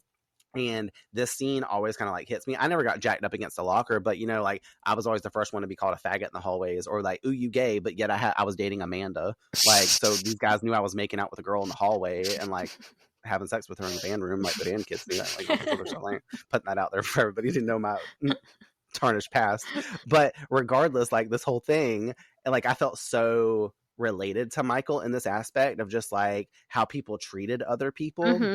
It really bothered me, obviously, because we see he's wearing eyeliner and black lipstick and all of that. And because they voice also like that he's into that witch crap, and having heard about the kids, you know, thinking that he is a target for what's been going on, which is coming right off the scene we just saw. So we're like, oh, like, well, maybe it is them and somebody's going to jack him up, blah, blah, blah. Still doesn't carry that energy. And that's also this scene lets us know that actually Amy and him and Willow might not be doing something quite so bad, because they seem so innocent right now just at school. Point though, this dude voices that he's going to teach him a lesson, and then starts violently jacking him up against the locker, as Amy asks, like, and what about people like me? And the guy offers like, well, if you get my face, you'll find out. And I'm like, okay, first of all, that's a girl. In the 90s too, like there's still even this culture around like you don't hit a girl, 100%. You don't like say that you're going to do this type of stuff. Yeah. And the fact that he goes there, I was just like, okay, so he's attacking like people, like, once again, for their independence, for their choice to express themselves. It callbacks and obviously has underlines for queer themes, people like the not so normal people getting called out, because obviously you get the group of cheerleaders and the jocks and all them together, they're going to be the first ones to pick on a goth kid or an alternative kid at that, you know? So this plays on that. And I love this scene so much because after he makes that comment to Amy about if she gets in his face, she'll find out, Buffy's face pops into frame from behind Amy, and the guy quickly reroutes his mindset at the sight of Buffy fixing Michael's jacket too. Like he all places his shirt back in position and like makes sure he's comfortable again, and says, you know, we're moving along because there's no problem here. Yes, bitch. Love it, love it, love it, because you're a scared little fucking cis male.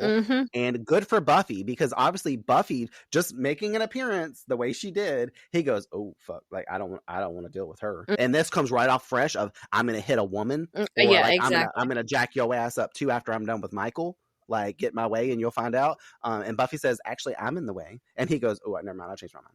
Like,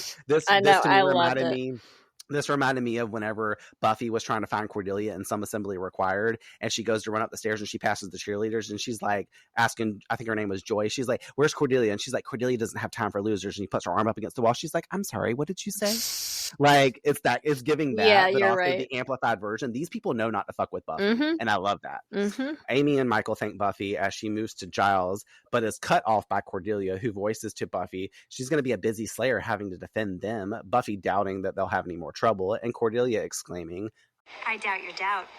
Everyone knows that witches killed those kids, and Amy is a witch, and Michael is whatever the boy of witch is, plus being the poster child for yuck. If you're gonna hang with them, expect badness, because that's what you get when you hang with freaks and losers. Believe me, I know. That was a pointed comment about me hanging with you guys. Yeah, I got that one. The clip is disgusting. I'm gonna throw that out there. Buffy calling out, obviously, after Cordelia says her clip and walks out, she's like, besides, witches didn't do it anyways. As Cordy exits, Giles comes up to say, actually, he thinks that they might have something to do with this because his research is finding that this symbol is used by witches, and Giles asking her to get a book that Willow borrowed that might have some more info. So obviously it's putting us right in the like frame of Willow possibly coming off the other scene, that she might have something to do with this in a way, in an aspect, but also really affirming that witches like are the case of this. So we're like really going back and forth in our minds, like what is happening with Willow and all these people, whatever. But the like thing I want to talk about really quick, this comment that Cordelia makes does not age well. She calls Michael the poster boy for ick or yuck or whatever the fuck she says. Like, it doesn't age well, because that's not like for the times, even then that wasn't okay to say that to somebody, like to have that frame of mindset. And I don't know if Cordelia would like be, maybe the past Cordelia would be mean to people and call them out like she did with Willow, like the softer side of Sears, like her first outfit. People, Willow, love your outfit, like when she clearly didn't. Regina George. So like now Cordelia's kind of taken a step back from where she was kind of becoming in a way when she was hanging out with the gang, and now she's obviously very much on the outside, because obviously her comment when she goes to walk off, she's like, that was a pointed comment about how I hung out with you losers, like, and Buffy's like, yeah, I got that, like, awesome, whatever. But her comment to Michael, I was just like, ugh, the way obviously that he chooses, like I was saying earlier, to express himself as a goth or whatever you want to label it. Like, what the fuck is that about? Like, fuck you, Cordelia, for this moment. Just saying. Like, and I'm happy she comes back full circle at the end and still helps out and does all this stuff. But I was like, this is not cute. And neither is you ragging on the gang whenever you used to be all up under them, whenever you were with Xander, and then he did you wrong. I get that. We get that. He did something shitty to you, and so did Willow. So I get you acting some type of way towards them specifically.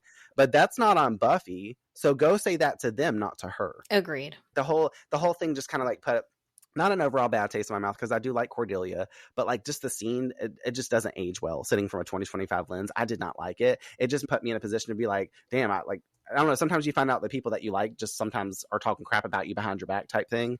You know what I mean? I would expect more from Cordelia, but I don't know. I got so triggered by her like saying he's the poster boy for yuck, because like I said, I was already relating in my mindset to like teenage Michael when I was a teenager. Well, yeah. And I think that is more, I think it's a deeper seated trigger when you experience those kind of like that kind of energy yourself at some point in life, you know, which a lot of us living in the South and growing up and realizing that we're queer or however we want to identify, like, it's not an easy journey in general, but especially in a place that's like filled with very small, narrow-minded people.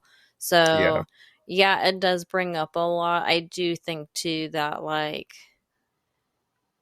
there's something about when this kind of dynamic shift happens in friendships, and like, let's say you and I stop being friends over something major. No, I don't want to talk about that. No, listen. No, and then, and like, let's say we're in high school, so we still have to like see each other daily or whatever. And I feel like, you know, if we meet head to head and we have a negative exchange and we say something in the heat of that moment to each other that's as long-winded as what Cordelia said, we're both going to leave that exchange having to question, is this like when you're drunk and you have truth that comes out of your mouth? So now that we're in a resentful place, you're actually telling me how you fucking really feel? You know, because it's like, even if 3 months go by and we decide we're going to be friends again, we both know we're going to be thinking about some bullshit we said to each other, especially if we felt offended and hurt by it. So it's like you're saying, it doesn't age well, even sitting from today's lens, because it's just like, how are you going to move past the damage you're doing by verbally assaulting, basically, Buffy and dragging everyone's name into it, when you're going to need to find your place where you come back from this, you know? And then everyone else is left to question, well, were those your true feelings or were you just upset? Yeah. Because we don't know. Because you were a bit all the way leading up to before till now, you know. I think they were helping change Cordelia a lot. And this is like a comment that I made back a ways ago. Probably when we were recording season 2 at some way. I made some kind of comment that Cordelia is less in the season 3, like she's not in the show as much, and obviously we're experiencing that already, since her and like her scenes have been whatever. In Amends, she had one little scene where she popped up and said, I'll be in Aspen with Snow. You know, we obviously had like a little bit more of Cordelia going on in The Wish until she was killed off, but like since the breakup thing happened, we're starting to see a little bit less screen time with Cordelia. And this is the theme that we'll get into for this season for her character development, is that she's not utilized a lot for this season. Not truly. She's got pop-ups and moments, and she does have some good moments coming up and whatnot in certain ways, but we don't see anything from her the rest of the season, like we said, and I alluded to that. I guess because she's like more estranged from the group too. But she's estranged from the group now, so they don't have as much of a place for her, and they kind of wrote her into a corner where they're like, well, damn, how do we utilize Cordelia now? Now we just have to go back to her being like this snarky, quippy, like bitch that we kind of saw, and now it kind of is unfortunate she's being that way to our friends, like, or people that she called her friends at one point in time, which was just a month ago, you know. Well, just beginning of the series energy, and that's like the least favorite energy for Cordelia for me, you know. I will say though, it's like not as intense as it was whenever we first met Cordelia. It's so, like, not, and I think it's shifted her a little bit. We are used to it to a degree, but I think when she gets really out of pocket, like she did with these statements that she made, it's just when you're coming from the place where we knew her as a little bit softer version of herself, and then she like just goes right back into something like this, and then she's very catty and I don't know, almost savage. You know, you don't know how to receive her as much as you did in the beginning when that's all you knew of her. So that's also another reason why it's like, you need to get back in your lane. Yeah, it's kind of sucks. I'm like, poor Cordelia, like, I don't want you to be this way. But yeah, that scene pissed me off, so I had to like talk about it. Yeah. Either way, Buffy leaves from her and moves over to the lounge to grab that book of Willow's. Xander and her having that whole he's guilty for illicit smoochies bullshit and pass Willow probs because we can't get over that. I love like the dialogue, but I really didn't include it. But I love how he's over here wigging about knowing where Willow is because he's like, I only know that because I'm like, you don't have to explain to Buffy, dude. He's like, when are you guys gonna drop this whole like I know where Willow is and I'm always around, blah blah blah, like. Whatever. He's like in Oz. He's just acting strange around me, and I'm like, no, he's not. Like you're just acting weird. I love how Buffy's just like, because he's usually such a chatterbox. No, he's just being himself. Buffy grabs the book from Willow's things, though, noticing a notepad under it of Willow's with the symbol that's drawn into her notes. Willow comes up and she asks what this drawing is, and it's the symbol, obviously, that was drawn on the kids. Willow claiming it's just a doodle. And I've always loved this. This is one of my favorite quotes from the ep. It is one of my quotes. I'll go ahead and burn it now that I wrote down in my quotes. A doodle? I do doodle. You too. You do doodle too. I have always loved this little line for Willow. It's kind of like whenever we were watching Lie to Me and I said, this is a big standout Willow quote for me. Whenever she's like, how do you know a sore thumb is a sore thumb? Whatever that quote was. Yeah. I don't want to get into it, so I'm like summing it up. But I love it because they give these types of lines to Willow specifically on the show because they're funny and confusing. You know, she's like, I do doodle, you do doodle, you do doodle too, like whatever. But also nowadays, I noticed when I was writing it down in the notes and I watched this episode, it made me think of Buffy Dude, that guy that I send you the little like artwork that he does, especially when it's relevant and you've seen the episodes. I just sent you the one the other day of Joyce with Spike behind her and stuff. I think it's a fun play on words that he chose to do because he spells his name on Instagram Buffy Dood, like Buffy Doodle, because it's a short for doodle, but it's also like a dude who draws Buffy content. So this is my shout out. Hey Chris, what's up? Everyone go follow Buffy Dude, BUFFYDOOD on Instagram. You will not regret that because he's got great content. But it makes me think of him now because I was like, he does doodle too. Buffy doodles. Buffy expresses concerns over the matter as we hear an uproar of cops claiming students to step away as they start doing a big locker search, obviously breaking up like what Willow was going to possibly tell her more about this doodle. Snyder at the front watching this, smiling at this student exposure and lack of rights because he once again is breathing in the air. This is a glorious day for principals everywhere. No pathetic whining about students' rights.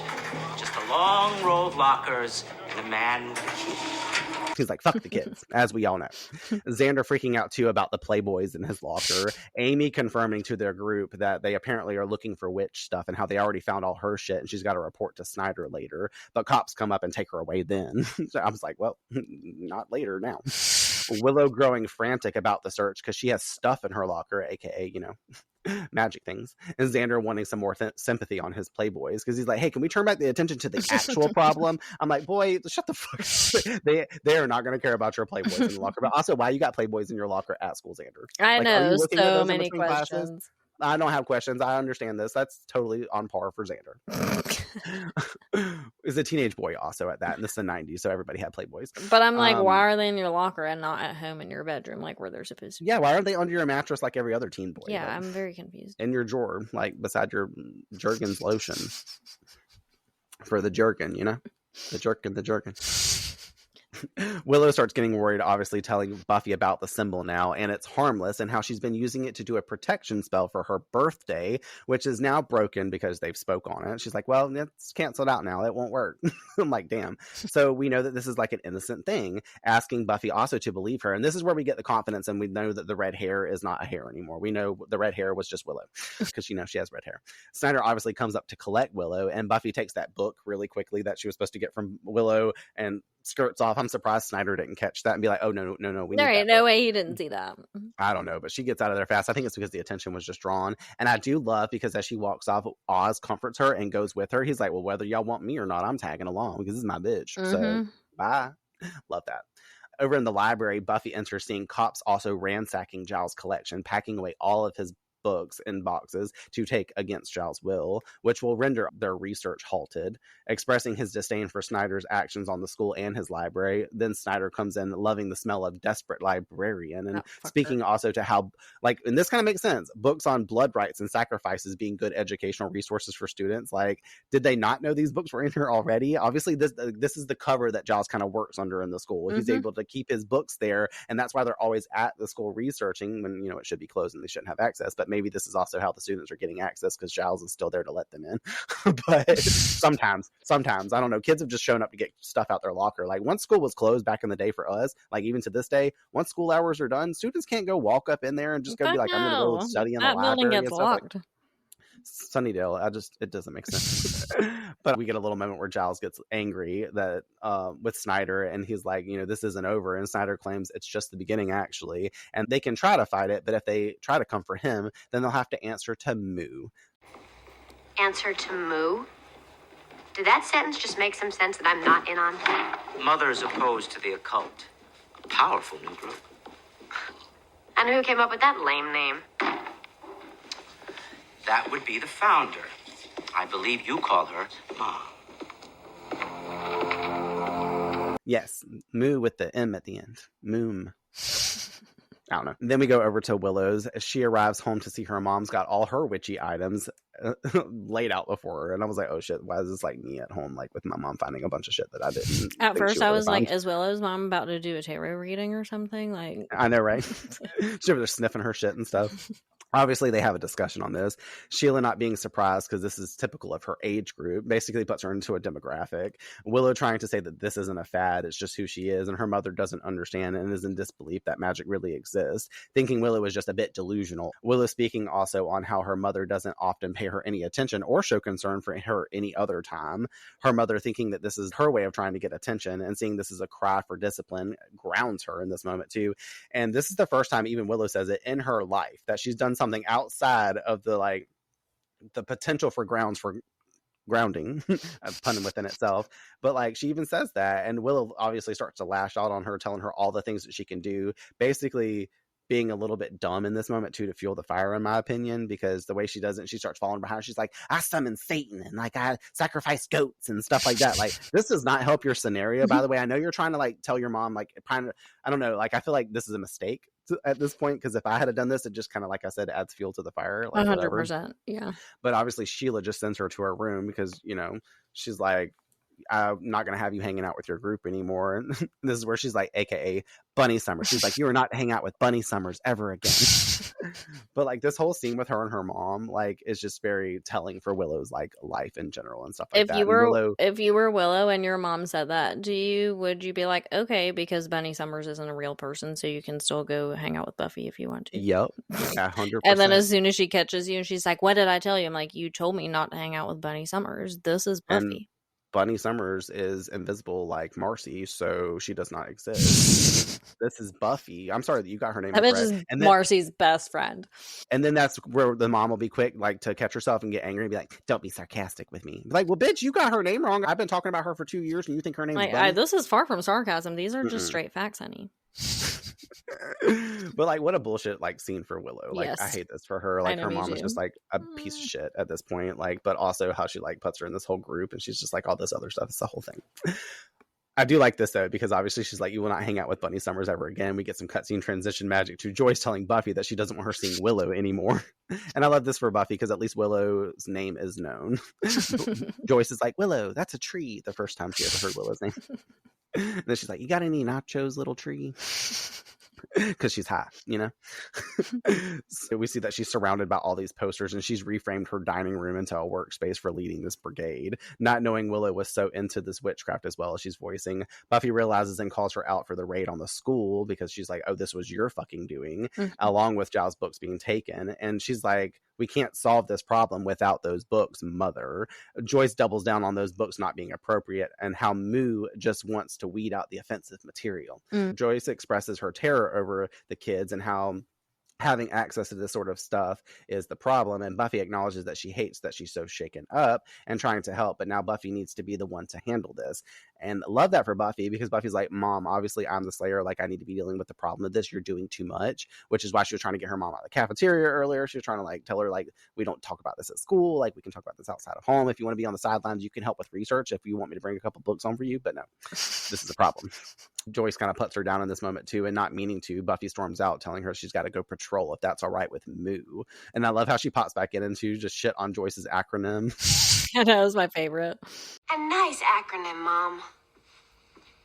We see why this is fueling and why this is becoming such a big thing, because now I don't know if she's been seeing them beforehand, but Joyce turns around to speak to herself about how she just wants things to be better. And these motherfucking little ghost kids are at the table sitting with her. So I'm like wondering if before Buffy came in the room, they were chilling with her there too. You know what I mean? If they're whispering to her, talking. She was probably talking to them the whole time before Buffy even came in. That's what I'm saying. When did you start seeing these little ghosts? Like, that's what I need to know. And like, they're obviously telling her, they're like, they're bad people out there and we can't rest until you help us hurt them because they hurt us. And Joyce like turns and starts nodding to them in agreement. And I was like, oh my God, first off, Joyce talking to dead children. Like, this is a whole Joyce all of a sudden in the Sixth Sense. But we see the influence that they have on her and why this is happening. Yes, the Sixth Sense. We were just talking about that the other day. And what we get why she's stressed. And I like I said, I wonder if I think this is the first time that they've appeared to her, because now like maybe because of the way that Joyce was saying, like, I just want to help and like kind of talking to herself, maybe she was going to start thinking and reframing her mindset, and they needed to double down on like, no, actually, hold on, we're going to appear to you so that way we can like be a problem, you know? Over at the park, we see the merry-go-round surrounded with lit candles, flowers, and pictures of the kids as a shrine. Buffy standing by it, observing as Angel walks up to her, the two hugging. We're like, oh, you guys are sweet on each other since amends. All right, great, but this is the only time we get to see Angel. They do have an exchange about what's going on, how people die there all the time, but this is seemingly different. Him claiming it's because innocent kids is what make it different. Kids have been murdered. It makes sense. It stirs people up. He consoles Buffy on her mom's words about being the Slayer. And I want to note, too, because Buffy asks when they sit on the bench, she's like, is Sunnydale any better since I came here? And based off the wish, they totally wrote this in for that reason, because we did learn that, yes, Buffy matters for coming to Sunnydale. Like, there's a reason why she's there. And I think it's so funny that they chose her to say that. I'm like, bitch, more than you'll ever know. You were meant to, like, Sunnydale is a better place since you came here. Yeah. But also valid for this conversation. And he tells her, never will. That's not why we fight. We do it because there's things worth fighting for. Those kids, their parents. And Angel sparks a thought in Buffy's mind with this interaction about the kids' parents, giving her the urge to go connect some dots, which she runs over to, because at the library, Giles is channeling the great Jenny Calendar, using the computer to research and being frustrated with it. I love how now that all his books are gone that he needs, he's now going to take his computer. Literally, Jenny would be so proud. Oz and Xander informing him that they found his books being housed at City Hall also. Buffy rushing in to ask what they know about the kids, facts, details. Where do they go to school? Who are their parents? What are their names? We know everything about their deaths. We don't even know their names. Well, sure we do. It's on the tip of my tongue. No, it never came up. Ever. And if no one knows who they are, where did these pictures come from? Giles confirming that this is a strange element that she's presenting. Oz moving to the computer to chat with Willow since she's phoneless. Willow over at her house get the message, and she starts researching the kids and sending them the information that they need, which includes a slew of old articles on two kids' murders similar to this one. No exact to this one, actually. Realizing the picture from 1949 is of the same kids, more dating back with the same kids accruing every 50 years. All the same, dating back all the way to like 1649, I think they said. And Giles finding an old document on the kids, us learning their names are Greta and Hans Strauss. Love this, like this, I don't know, the way they did this scene and us finding out this information was a really cool element. Not just being on the computer, but just like the articles of like, I love whenever stuff like this shows, and it shows like there's a repeated cyclical energy of this happening. Like I love when we get like timestamps on dates and like letting us know that this has been a problem for a while. And then also obviously it ends here. So like this demon has successfully done this numerous times over 300 something years, like essentially like that's some fucked up shit, like crazy. we clip back over to Willow's house, and Sheila comes in taking Willow's laptop from her, voicing upon further discussion with Joyce, she realizes everything that Willow was telling her is actually real. She's a witch, and that she needs to let her go with love. And Willow's like confused. She like leaves and locks Willow's door also. And I'm like, oh shit, she locking this bitch up in her room? Like, what the fuck? That should have me worried right away. I was like, no, you better fucking get out the window like Buffy does. Willow always had that door that did that though. Like, did they have to lock her in there when she was a kid? Also, I know that's like, a good point. I think I have this in the fun facts, but I'm gonna burn it now. Willow's room is a little bit different setup than we've seen before. Back in the day, whenever Angel came to visit her, remember she had those French doors that he came and knocked at, like that were separate from her. Like she almost had like the patio like bedroom. Like where are those doors at? Like I think they were off to the side a little bit, but the room is just like shaped differently. That's not the same bedroom. Willow she did what you like to do, and she rearranged her room about 4 times since we last seen it. And she took the doors out. She got a whole like altered thing. Yeah. They needed to make it serve purpose, so they were cutting it from different angles. So I'm like, Willow could just leave out them other doors. After Angel came, she was like, I need real windows here. I can't have no door. Ira and Sheila actually saw Angel on the ring cam come up to Willow's room, so they had the doors replaced because, you know, like she said, like, I'm not supposed to have boys in my room. So it's a callback to back in the day. All the callbacks. Either way, the gang at the library arrive on the fact that this is based in fairy tale folklore. Hansel and Gretel? Wait. Hansel and Gretel? Breadcrumbs, ovens, gingerbread house? Of course. Breadcrumbs, yes, Sander. This is revamped, so we understand. And also, this all makes sense to Giles. Him informing us some demons thrive by fostering hatred and persecution among mortals by turning them against each other to destroy one another. Now the dots are basically coming full connection. I'm going to put this as a bug in your ear for now because we're going to talk about it in the metaphor section, but this should possibly sound a little bit familiar about like this whole energy. It'll make sense later for everybody listening. I'm breadcrumbing you guys right now. I was claiming that this is what happened in Salem about false prosecutions and such. Buffy claiming she needs to go tell her mom because if she knows the truth, she can defuse what's going on. Moving to leave when Michael comes in bloody, alerting them that his dad beat him with his friends, trying to take him, but they are removing people from their homes, talking about a trial at City Hall, so obviously that's where they're going, and how obviously they've already got Amy. Xander and Oz rushing to go to Willow's, telling Michael to stay there and hide. This is the last we get to see of little Michael. His appearance on the show is gone forever, just to throw that out there as well. But like the fact that he runs up in here and he said his dad beat him and like they were trying to get him out the house and obviously he got out of there. But I'm like, damn, like were they going to take you? Were you going to be the fourth stake up in here? 100%. Like were they going to get your ass too? Like, fuck.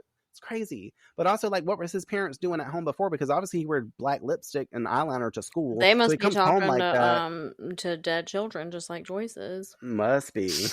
Yeah, well, I mean, that's another thing, too. I wonder if Joyce is the only one seeing these damn ghosts or if, like, these other people are seeing them, too. I assume she's the only one, and that's why, like you said, I feel like they're kind of, like, using her as their, like, mouthpiece or something, or as their, like, I don't know, you know, as their person of value to like influence others kind of thing.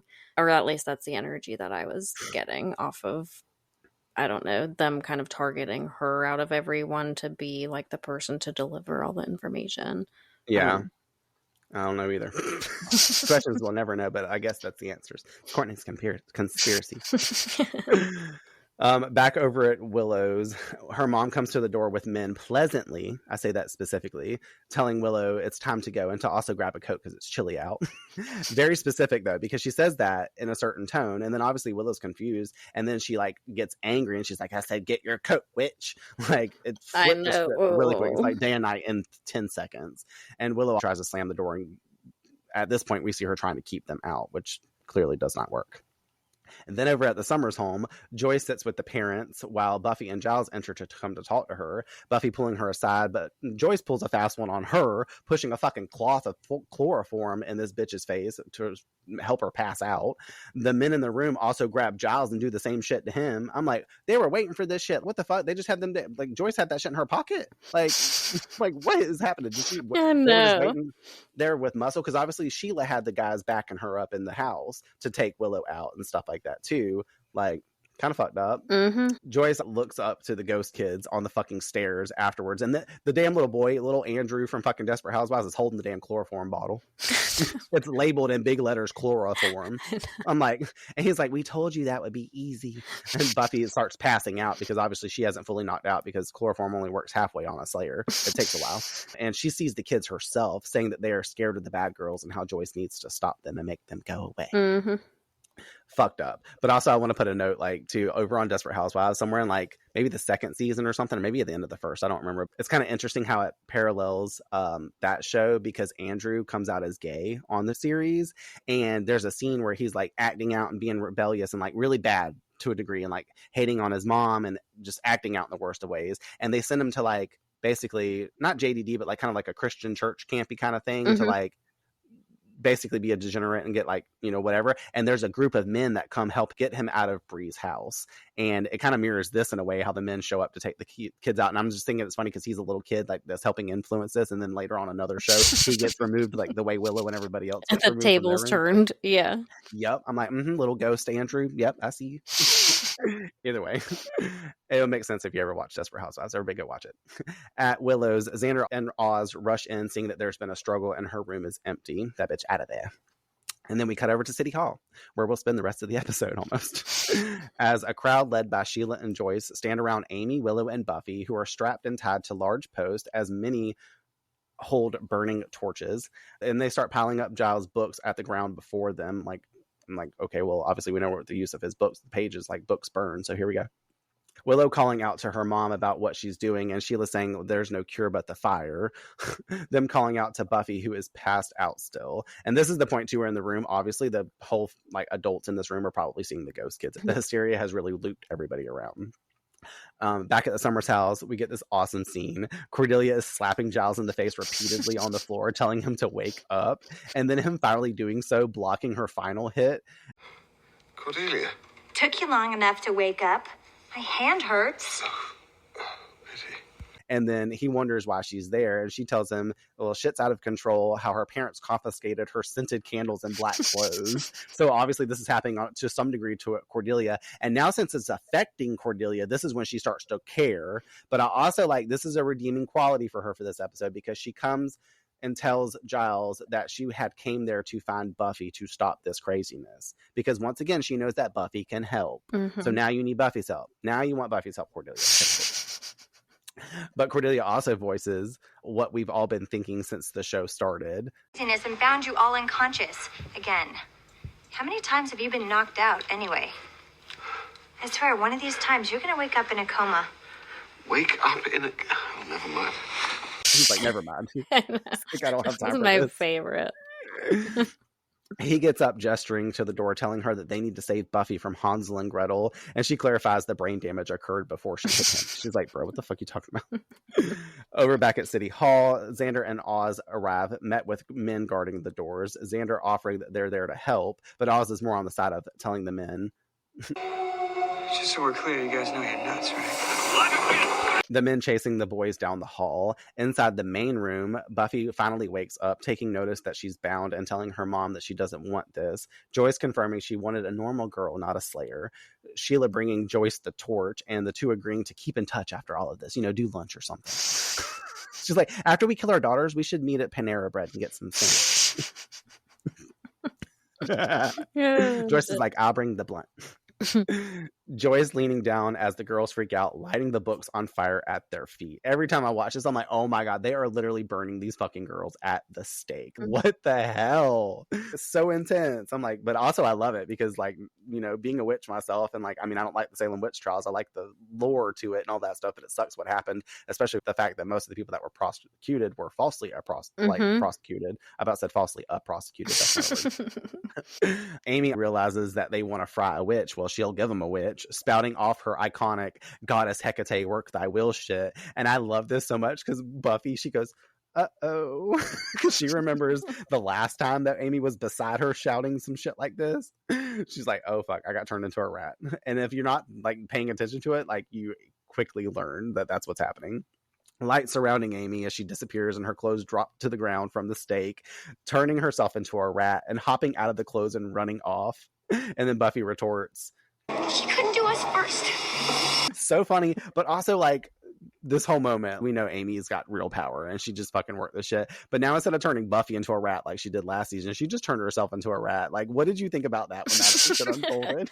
I mean, it's genius to think of in a short moment's notice when that's all you literally have. Because my ass was just like, how are any of them going to get out of here? You know, like they're literally tied up at the stake, getting burned at the stake. There's flames already happening. Like, time is limited, honey. So I commend her because I thought that was pretty fucking ingenious. But like you said, like it's almost one of those moments, if you take your eyes away from the screen for a second, you'd be quick to like not even know what the fuck happened to Amy. Like 1 minute she's gone and the next second she's like disappeared, or 1 second she's there and the next second she's gone, and you're just like, wait. And it's not until you see that little rat scurrying off that you're just like, what? Oh, shit. Well, thankfully, in this type of moment, your eyes are glued to the screen and you do see the rat turn and stuff like that. And you're like, oh, fuck. I think it's such a cool element. But also, like, if Amy had just waited a couple more minutes, then she would have been saved like everybody else and not been a rat. Willow claims, obviously, that they've seen what witches can do, and she will use magic on the group next. And I'm like, yeah, okay. She's like, wait till you see my power. And Buffy's like, what are you going to do? Float a pencil on them? Okay. They do strike fear in them a little bit, though, because some of the parents are like resistant at this point, and that one guy's like, maybe we should all leave. And this is where the ghost kids like were like, hey, like everybody, we're still here, like we're gonna remind you of your promise to kill the bad girls. At this point, we clip over to see Giles and Cordelia driving to City Hall as like she's mixing up spell ingredients for him as he's telling her what to put in there. And obviously they stopped at his house to collect these items while he tries to recall a German incantation that can make the demons appear in their true form to hopefully snap the adults out of their haze and lies and deceit, all the things. Back at City Hall, Oz and Xander hear Willow calling out and decide to climb up into the air vents because that might be a way to get into the room. Back in the main room, Buffy yells at Joyce about how the dead kids are talking to her. She's like, Mom, dead kids are talking to you. Do the math. And the flames are starting to grow larger as well. Buffy telling her to wake up. She loves Buffy and isn't going to be able to live with herself if she does this. Joyce telling her she's earned this by toying with unnatural forces. Being a good mother means punishing her.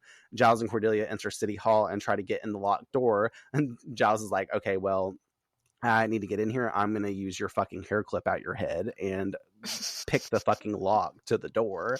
And I love this too, because she gets the callback to like, you know, basically the history we know of Giles being Ripper. She's like, you really were the youthful Avenger, like, or whatever back in the day, like the degenerate, the like problem child. She's like, this is what you used to do back in the day. So this is resources. But also I like how she's like, ow, you got hair with that. They gain entry just as Willow and Buffy are stressing and in tears. Buffy notices Giles and Cordy enter the room behind the people. Buffy's like starting to be like, fuck, we're dead. Like she's telling Willow, I'm sorry if this wasn't for me. And then obviously Giles comes in and she gets that like look of relief on her face. And Cordelia herself moves over to the water hose and fucking smashes that shit with her elbow and like breaks the fucking thing out. And I'm like, but also alerts, and everybody turns around, and the way Giles looks at her, he's like, bitch, like we're supposed to kind of be going unseen, but also, hello, Cordelia just had a thought, because water to put out the fire. Like, but then she started spraying the people. But that's what she does with it. She does not use it to put out the fire because she, like you said, begins to spray the people with it. Now, obviously, a thing like that has a lot of pressure to it, so it starts blowing people back. Willow screaming to Buffy like, "I'm on fire!" and Buffy yells at Cordelia, which is very reminiscent to like Cordelia the gun, Cordelia the spatula. She's like, Cordelia the fire, and she's like, oh right. And she does put the fire out. Giles finishes the incantation that he's been saying, throwing this bottle at the ghost kids' feet, who have appeared again, and then the two morph into one another to form one big, large, scary looking fucking demon. Mm-hmm. Quick question: whenever Giles was screaming German, did you understand anything that he was saying? I had to rewind it once to understand like the last little part that was like the most legible in my, because like he's saying a lot of German words, but they're so like in and out, you know, and you can kind of barely hear. Mm-hmm. But at the end where he like says what he says before like the thing, I had to rewind that shit like 4 times because I was like, what is he saying? I was like, is he actually speaking German? Is this real? He says basically like directly translated, it would be like, don't hide behind a false face, or stop hiding mm-hmm. behind a false face, or something like that is like what it would mean directly translated. So it does actually like make sense contextually speaking. Yeah. Nice. It's just so quick too. I don't know shit for shit, but that's why I'm glad you're here as my podcast host when it comes to German stuff. Ordnung grab. All right, great. The demon turns to the parents that are now fleeing, shouting out, "Protect us, kill the bad girls." And then Buffy comments to it, You know what? Not as convincing in that outfit. It runs to her, and she bends forward, breaking the post in half, us hearing a nasty impaling sound. Buffy not able to see, asking, "Did I get it? Did I get it?" And we clearly see that she definitely did, as the point of the large stake is jutting through the demon's fucking neck. Also, cool setup. I haven't talked about that in a while, like when it comes to monsters and like the way that they slay them and kill them in a unique way. The fact that they had to like tie Sarah Michelle Gellar to this post, have her hunched over, and have this like prop dummy demon or whatever they created to do this, whether that was through CGI or an actual practical effect, which I'm assuming it was. Like, I don't know if that was a bodysuit or if it was the actual person that was dressed up in the demon makeup, because I've seen some stuff that Todd McIntosh posted recently of him doing the makeup for this demon. So I wonder if they just told him to stand there and they like put a piece around his neck that connected to the, you know what I mean? And then like painted blood on it and all this stuff. It looks really fucking cool. And that's another element of why I like this episode, because the demon was cool. The slay is really cool. It kind of like calls back a little bit to Faith staking Kakistos with that big ass post. Like, now 2 slayers have killed a demonic entity the same way in a way. And I love this too, because as the comic relief that we need this moment after Buffy's like, "Did I get it?" Xander and Oz fall from the fucking ceiling into the room and they're like, "We're here to save you." It's late on arrival. Sometime later, everything's okay again. We catch Buffy at Willow's house as she begins to work some magic in her room. Magic that her mom doesn't know that she's doing inside, because she's actively pretending to forget the whole ordeal now that everything's back to normal. Except the part that Willow's dating a musician, which I didn't comment earlier. I love that moment whenever she's like, "And I'm dating a musician." She's like, "Oh, Willow." It was like the only thing she said that phased her. Oh, so funny. And Oz now has to come for dinner and be officially met as well, which is nice because it's sort of like taking an interest in Willow. They try, apparently, again with the spell that they have been attempting. I don't know how many attempts that they've done, but they're like, Buffy clearly says, "Should we try it again?" And they like, light the shit. Buffy gets the herbs smoking and whatnot. And we see that they're trying to actively turn Amy back from a rat. Willow calls out that spell. Diana Hecate, I hereby license thee to depart. Goddess of creatures, great and small, I conjure thee to withdraw. We see the spell does nothing. Unsuccessful, as little Amy Rat is just down there on the carpet by them, and it's just squeaking and shit.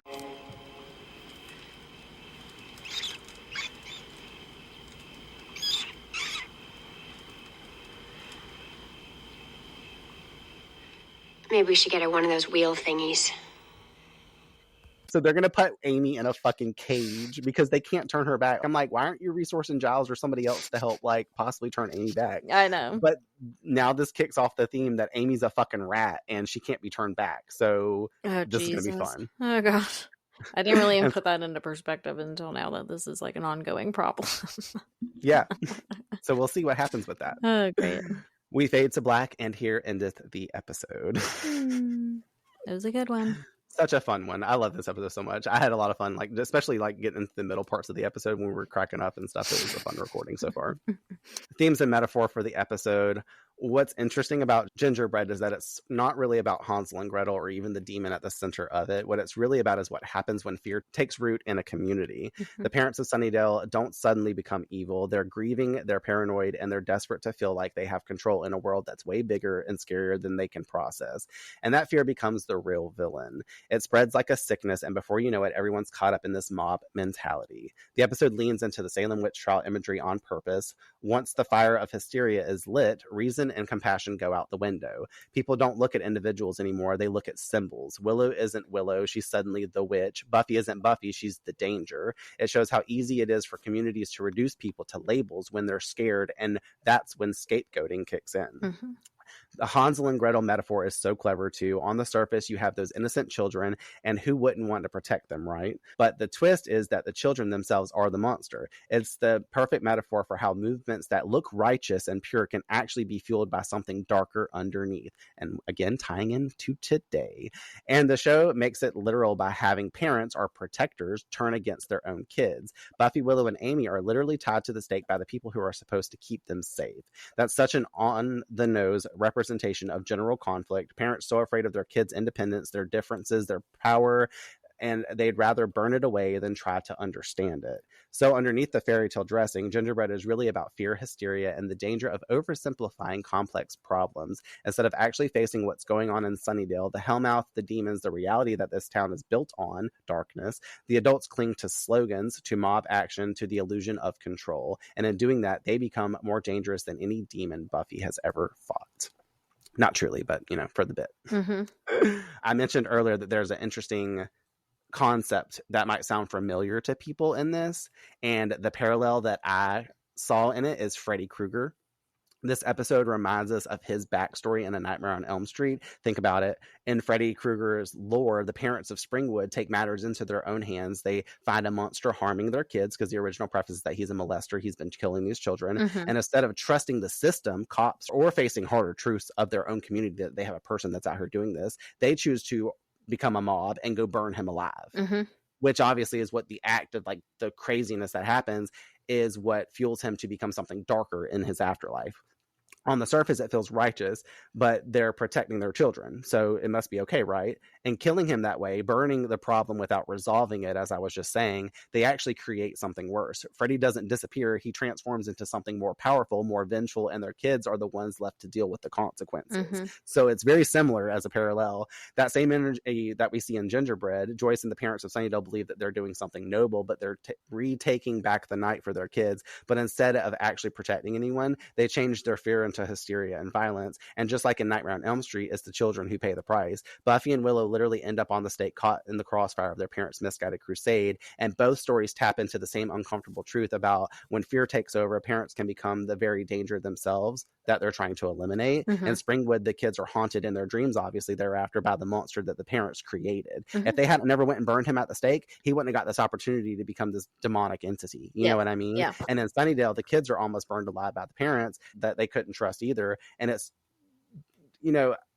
two different horror lenses, but the same cautionary tale about unchecked fear and vengeance doesn't save the next generation. It scars them. Right. Like, yeah. It's fucked up. So I thought it was interesting when I was thinking about it. I'd never really paid attention to the parallel between Freddy Krueger and stuff, but I was like, obviously forming this whole script and stuff like that. And I was like, hold up. Like, this is vaguely familiar with all this and I've watched this episode hundreds of times. Obviously, we know we like Freddy Krueger and stuff like that too, mm-hmm. or in general. So it just kind of makes sense. And I figured I would point that out to everybody. That's interesting. All right, I'm going to hit you with the Buffy fun facts. Just a couple. Cordelia asked Giles rhetorically, how many times have you been knocked out anyway? Giles has been rendered unconscious on almost a regular basis. We've seen it in Witch, Never Kill a Boy on the First Date, The Pack, Prophecy Girl, When She Was Bad, Inca Mummy Girl, Bad Eggs, Becoming Part 1, and Revelations, and now here in Gingerbread. Mm-hmm. So that's a whopping amount of times he's had this happen to him. And I love how the show calls it out. It like puts it in there, like Cordelia is the messenger for this. It's so funny. When the camera pans out of Amy and Willow's coven, first revealing the symbol that they gathered around, the faint laugh of Kakistos can be heard in the background. They use the same like little laugh, and I didn't really ever pay that attention. Moo, Mothers Opposed to the Cult, which Joyce Summers founds, is probably a reference to MADD, which was Mothers Against Drunk Driving back in the day. And that's it for Buffy fun facts, but like I do have a goof. The German story Giles looks up on the computer is badly translated, 25 or more mistakes in 33 different words, and thus nearly incomprehensible if read in German. Just throwing that out there, which you probably clocked. You're like, this is wrong, that's wrong, that's wrong. I was like, what does this even say? Like, I got the first word, and then the second word didn't make sense with the first word, and it just kept going in that order. And I was like, I don't know what's happening. They do this type of shit all the time. But then you get people like yourself that are watching it, and you're like, that ain't German. I'm always looking. All right, let's get into our final slays. Final slays. Final slays, kill your kids. What are your quotes for the episode? I think I went the last 2 times, so I'll let you go first this time. Okay, one of my favorite things that happened in general was when Xander made it really awkward, and I can't remember who was asking where Willow was, but he was like, she's not with me, ask anyone. And then they had that like moment of silence afterwards, and everyone was just kind of like, It was just Buffy and Xander during that scene. I love it. But there was also the table at the cafeteria earlier too, whenever Oz was asking Willow about like where oh yeah, it was that one, because wasn't it? Yeah, exactly. Yeah, there was a group of people. It's so funny. But anyways, I love that, and I love when Xander was like, "Oh man, it's Nazi Germany, and I have Playboys in my locker." Yeah, I forgot to make a point of that, but I cut a lot of the dialogue. And then I obviously love the part where Cordelia was talking to Giles and she was like, I swear one of these times you're going to wake up in a coma, and just Giles' like whole reaction. And he's like, wake up in a coma. It reminded me of Pineapple Express when, what's his name was like, I don't want to wake up murder tomorrow. Also, his comment in Pineapple Express when he's trying to do the whole analogy, like when they're outside trying to like sell the weed beforehand, and it's like the monkey doesn't go back in Pandora's box or whatever, and like things like that. Like Saul's always coming up with this random stupid shit. Like he does like multiples that movie. So funny. Love it. What are yours? Buffy to Joyce when she's like, it's actually pretty dull. It's bam, boom, stick, poof. Like talking about what the action of slaying is like. She's like, you're not missing much. I said it earlier. I burned it. Willow, her whole doodle comment. Just a doodle. I do doodle. You too. You do doodle too. And then my last one is the demon whenever it's like, protect us, kill the bad girls. And Buffy's like, you know what? Not as convincing in that outfit.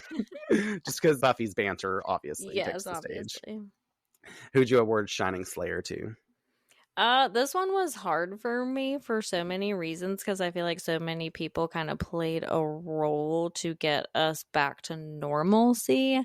And this is probably going to be like some far-fetched one, but I personally want to give it to Cordelia because she's the one who was smacking Giles awake. And had they both not arrived when they did, we don't know where the trajectory of the plot line would have gone. So mine is Cordelia.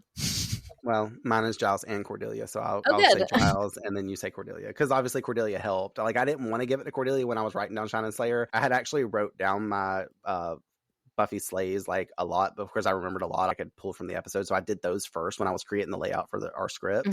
But whenever I went back and was reading them later, I was like, I don't want to choose Cordelia anymore because what she said about Michael, like, I don't like I know, and like, that's whatever. why I almost didn't, because of her attitude throughout the episode was so off-putting that I did give it a second thought. But because Giles once again found himself unconscious, we did need someone. She had she had a redeemable quality by the end, so puts her in the back. Like, I don't know, the sour taste didn't last long. It wasn't too much of a sour grape this round. These grapes are sour. It was a Sour Patch Kid. There you go. Dead kid. Little ghost kid. Those were the Sour Patch Kids.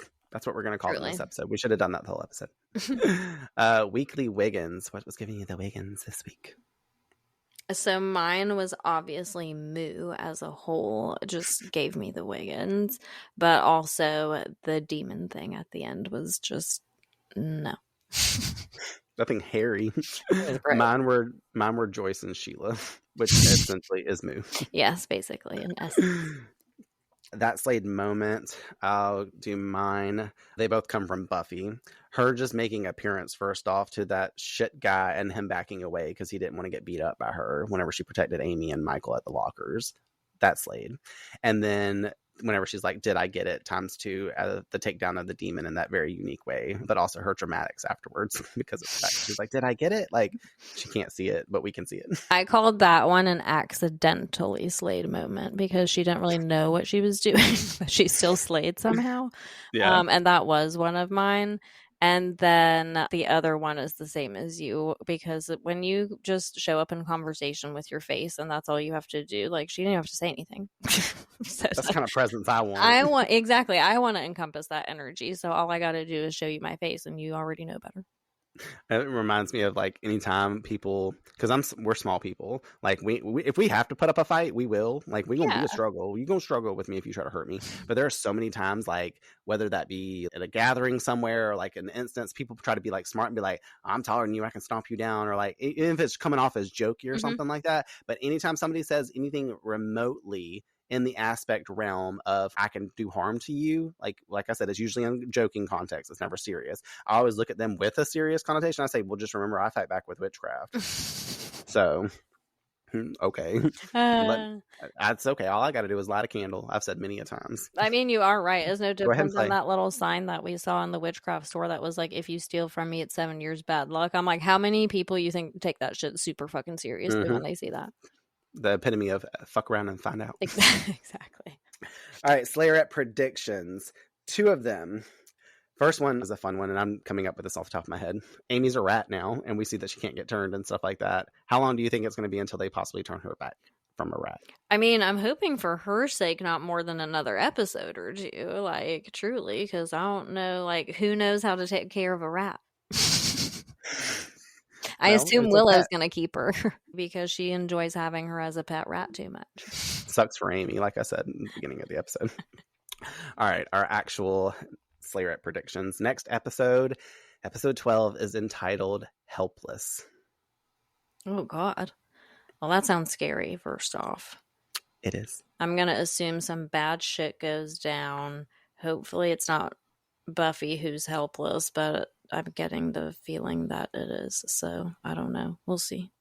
Would you like a breadcrumb? Yeah, give me one. So, all this episode, they've been talking about how Buffy's birthday is next week. Next week's episode. Oh, so it is about Buffy. Birthday. Okay. Well, the whole show's about Buffy. Well, yeah. Does Angel come back heavier in this episode? Can you tell me that much? Or no? No, he's in it. Okay.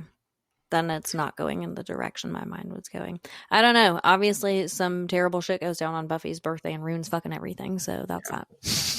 Well, I hate to put it this way, but because I say this all the time, but I mean it. I really do mean it in a certain context. And I hope you really can compartmentalize the times that I say it and when I really truly mean it. This is another one of my very favorite episodes across the series of the show. Like, I love every episode, obviously, but this one specifically would make it into a round of like very top ones that I could just not live without. I love this one so much. The coverage is going to be so great on it. That's why I want to do a little like online watch with you to like watch it.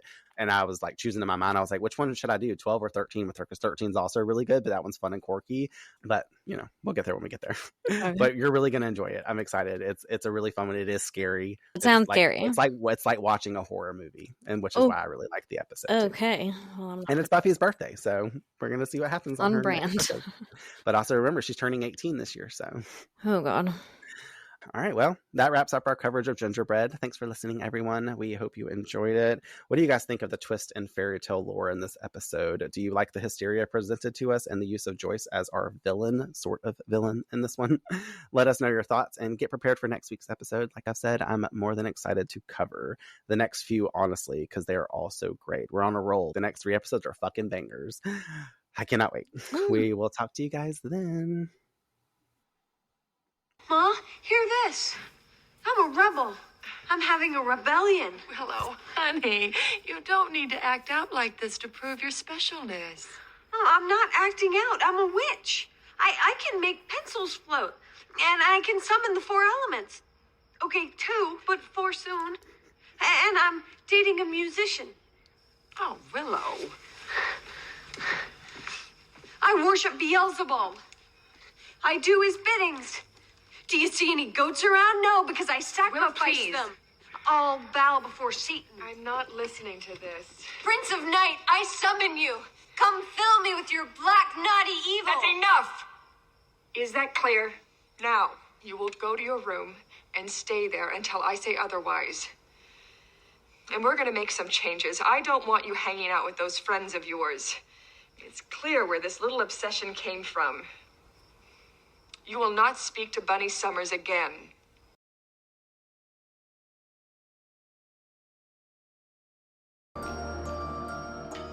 Thanks for tuning in to this episode of Buffy on Revamped. Remember to join us next week for a new episode release as we continue our journey through Sunnydale. We also would like to hear from you, so share your thoughts. Discuss with us your perspectives on this or previous week's episodes by following us on Instagram and sending us a DM at revamped_rewatchpodcast. Or by emailing us at revampedrewatchpod@gmail.com. Additionally, we will be choosing one of your messages to shout out in an upcoming episode release. And if you happen to love abandoned places but prefer them vampire-free, check out Echoes of Elsewhere, an urban exploration podcast, where I interview urban explorers about the eerie spaces they uncover, anything from haunted schools, forgotten mansions, and tunnels that probably don't lead to the Hellmouth. From history to mysteries tips and tricks of the trade.